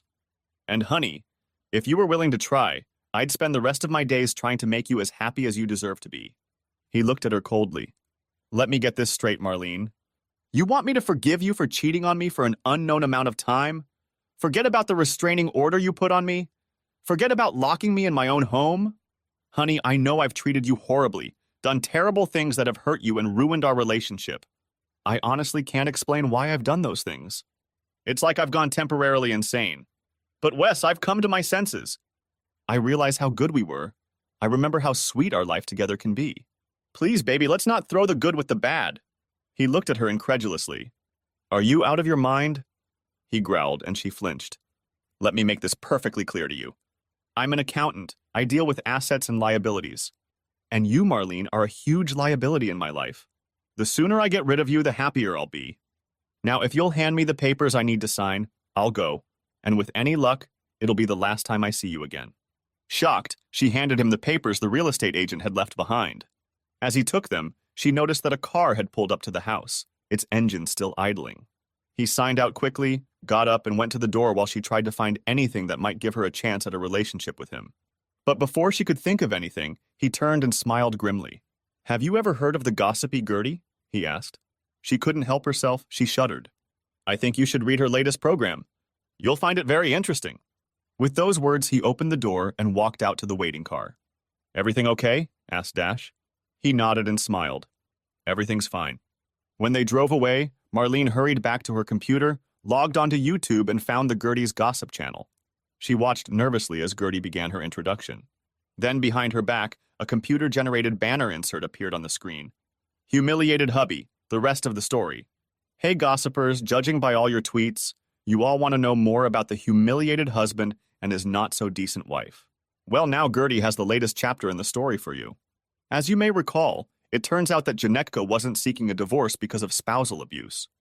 Oh no, she wanted out of the marriage so she could have an affair with her lover. She even got her lover to bribe a judge to issue a protective order against her unsuspecting husband to make him look bad. Pretty chilling, isn't it? But wait, that's not all. Gertie wanted to know more about this conniving woman, so she did a little digging with the help of some of her admirers. You know who you are. Anyway, guess what? Janechka wasn't an innocent caught up in a passionate affair. It turns out that this whole marriage was a scam that she pulled off with not one, not two, not three, but 5 hapless husbands. That's right, our hero was actually husband number 5, but he didn't know it. It seems our cunning Janechka, let's call her Mrs. Machiavelli, had come up with a clever little scheme. Marlene's picture now took up the entire background, and it was labeled Mrs. Brow, Machiavelli. She would find a suitable sucker, seduce him into marrying her, and then divorce him when she found a richer target. This little scheme Mrs. Machiavelli pulled off over and over again, and each time she perfected her technique. Before our hero, she had used the blocking scheme on her husband. Then, to make her plan even more effective, she added a restraining order to her scam. And it would have all worked if some of Gertie's gossipy friends, you know who you are, hadn't gotten wind of it. This time, it seems Mrs. Machiavelli's latest scheme has been thwarted. Her candidate for husband number 6 is currently unavailable while he's dealing with a tax audit. And what about husband number 5, our hero? One of Gertie's favorite gossip columnists informs her that he's headed off into the sunset with someone special. And from what I hear, he's no longer humiliated. Before we wrap up this saga, I want to share one last bit of savory news with you. It seems there are some angry ex-husbands in California who would like to have a chat with Mrs. Machiavelli. It turns out that the first few times she dissolved her marriage, she didn't bother to get a divorce. She just, allegedly, cleaned out the poor man's savings and left town. In closing, let me offer a word of advice to Sacramento men. Beware of Mrs. Machiavelli. She's probably already on the lookout for the next sucker, husband.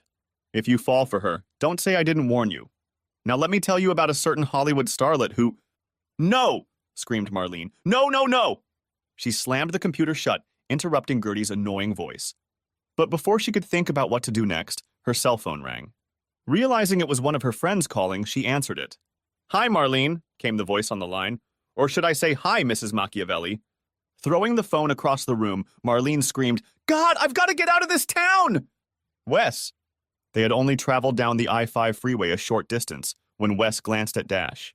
I was thinking, instead of taking the interstate, why don't we take the 101 and drive along the coast? How's that for an idea? A leisurely drive along the coastal highway, charming inns and coastal towns along the way. Sounds scenic and romantic. Let's do it. He reached out and squeezed her palm. Sure, the drive to Seattle will take a lot longer, but we're in no hurry to get anywhere. Well, as long as we get there before our funds run out. We'll have to look for work once we get there. He looked at her oddly. I don't think we need to worry about that, babe. And then it hit him. Oh yeah, I never told you about the compensation I received, did I? You said it was good. He blushed. Well, pretty good. $6.5 million. Her mouth dropped open. What? But after Uncle Sam and the state government get their share, it'll only be half that amount. She was still stunned. That's amazing, Wes.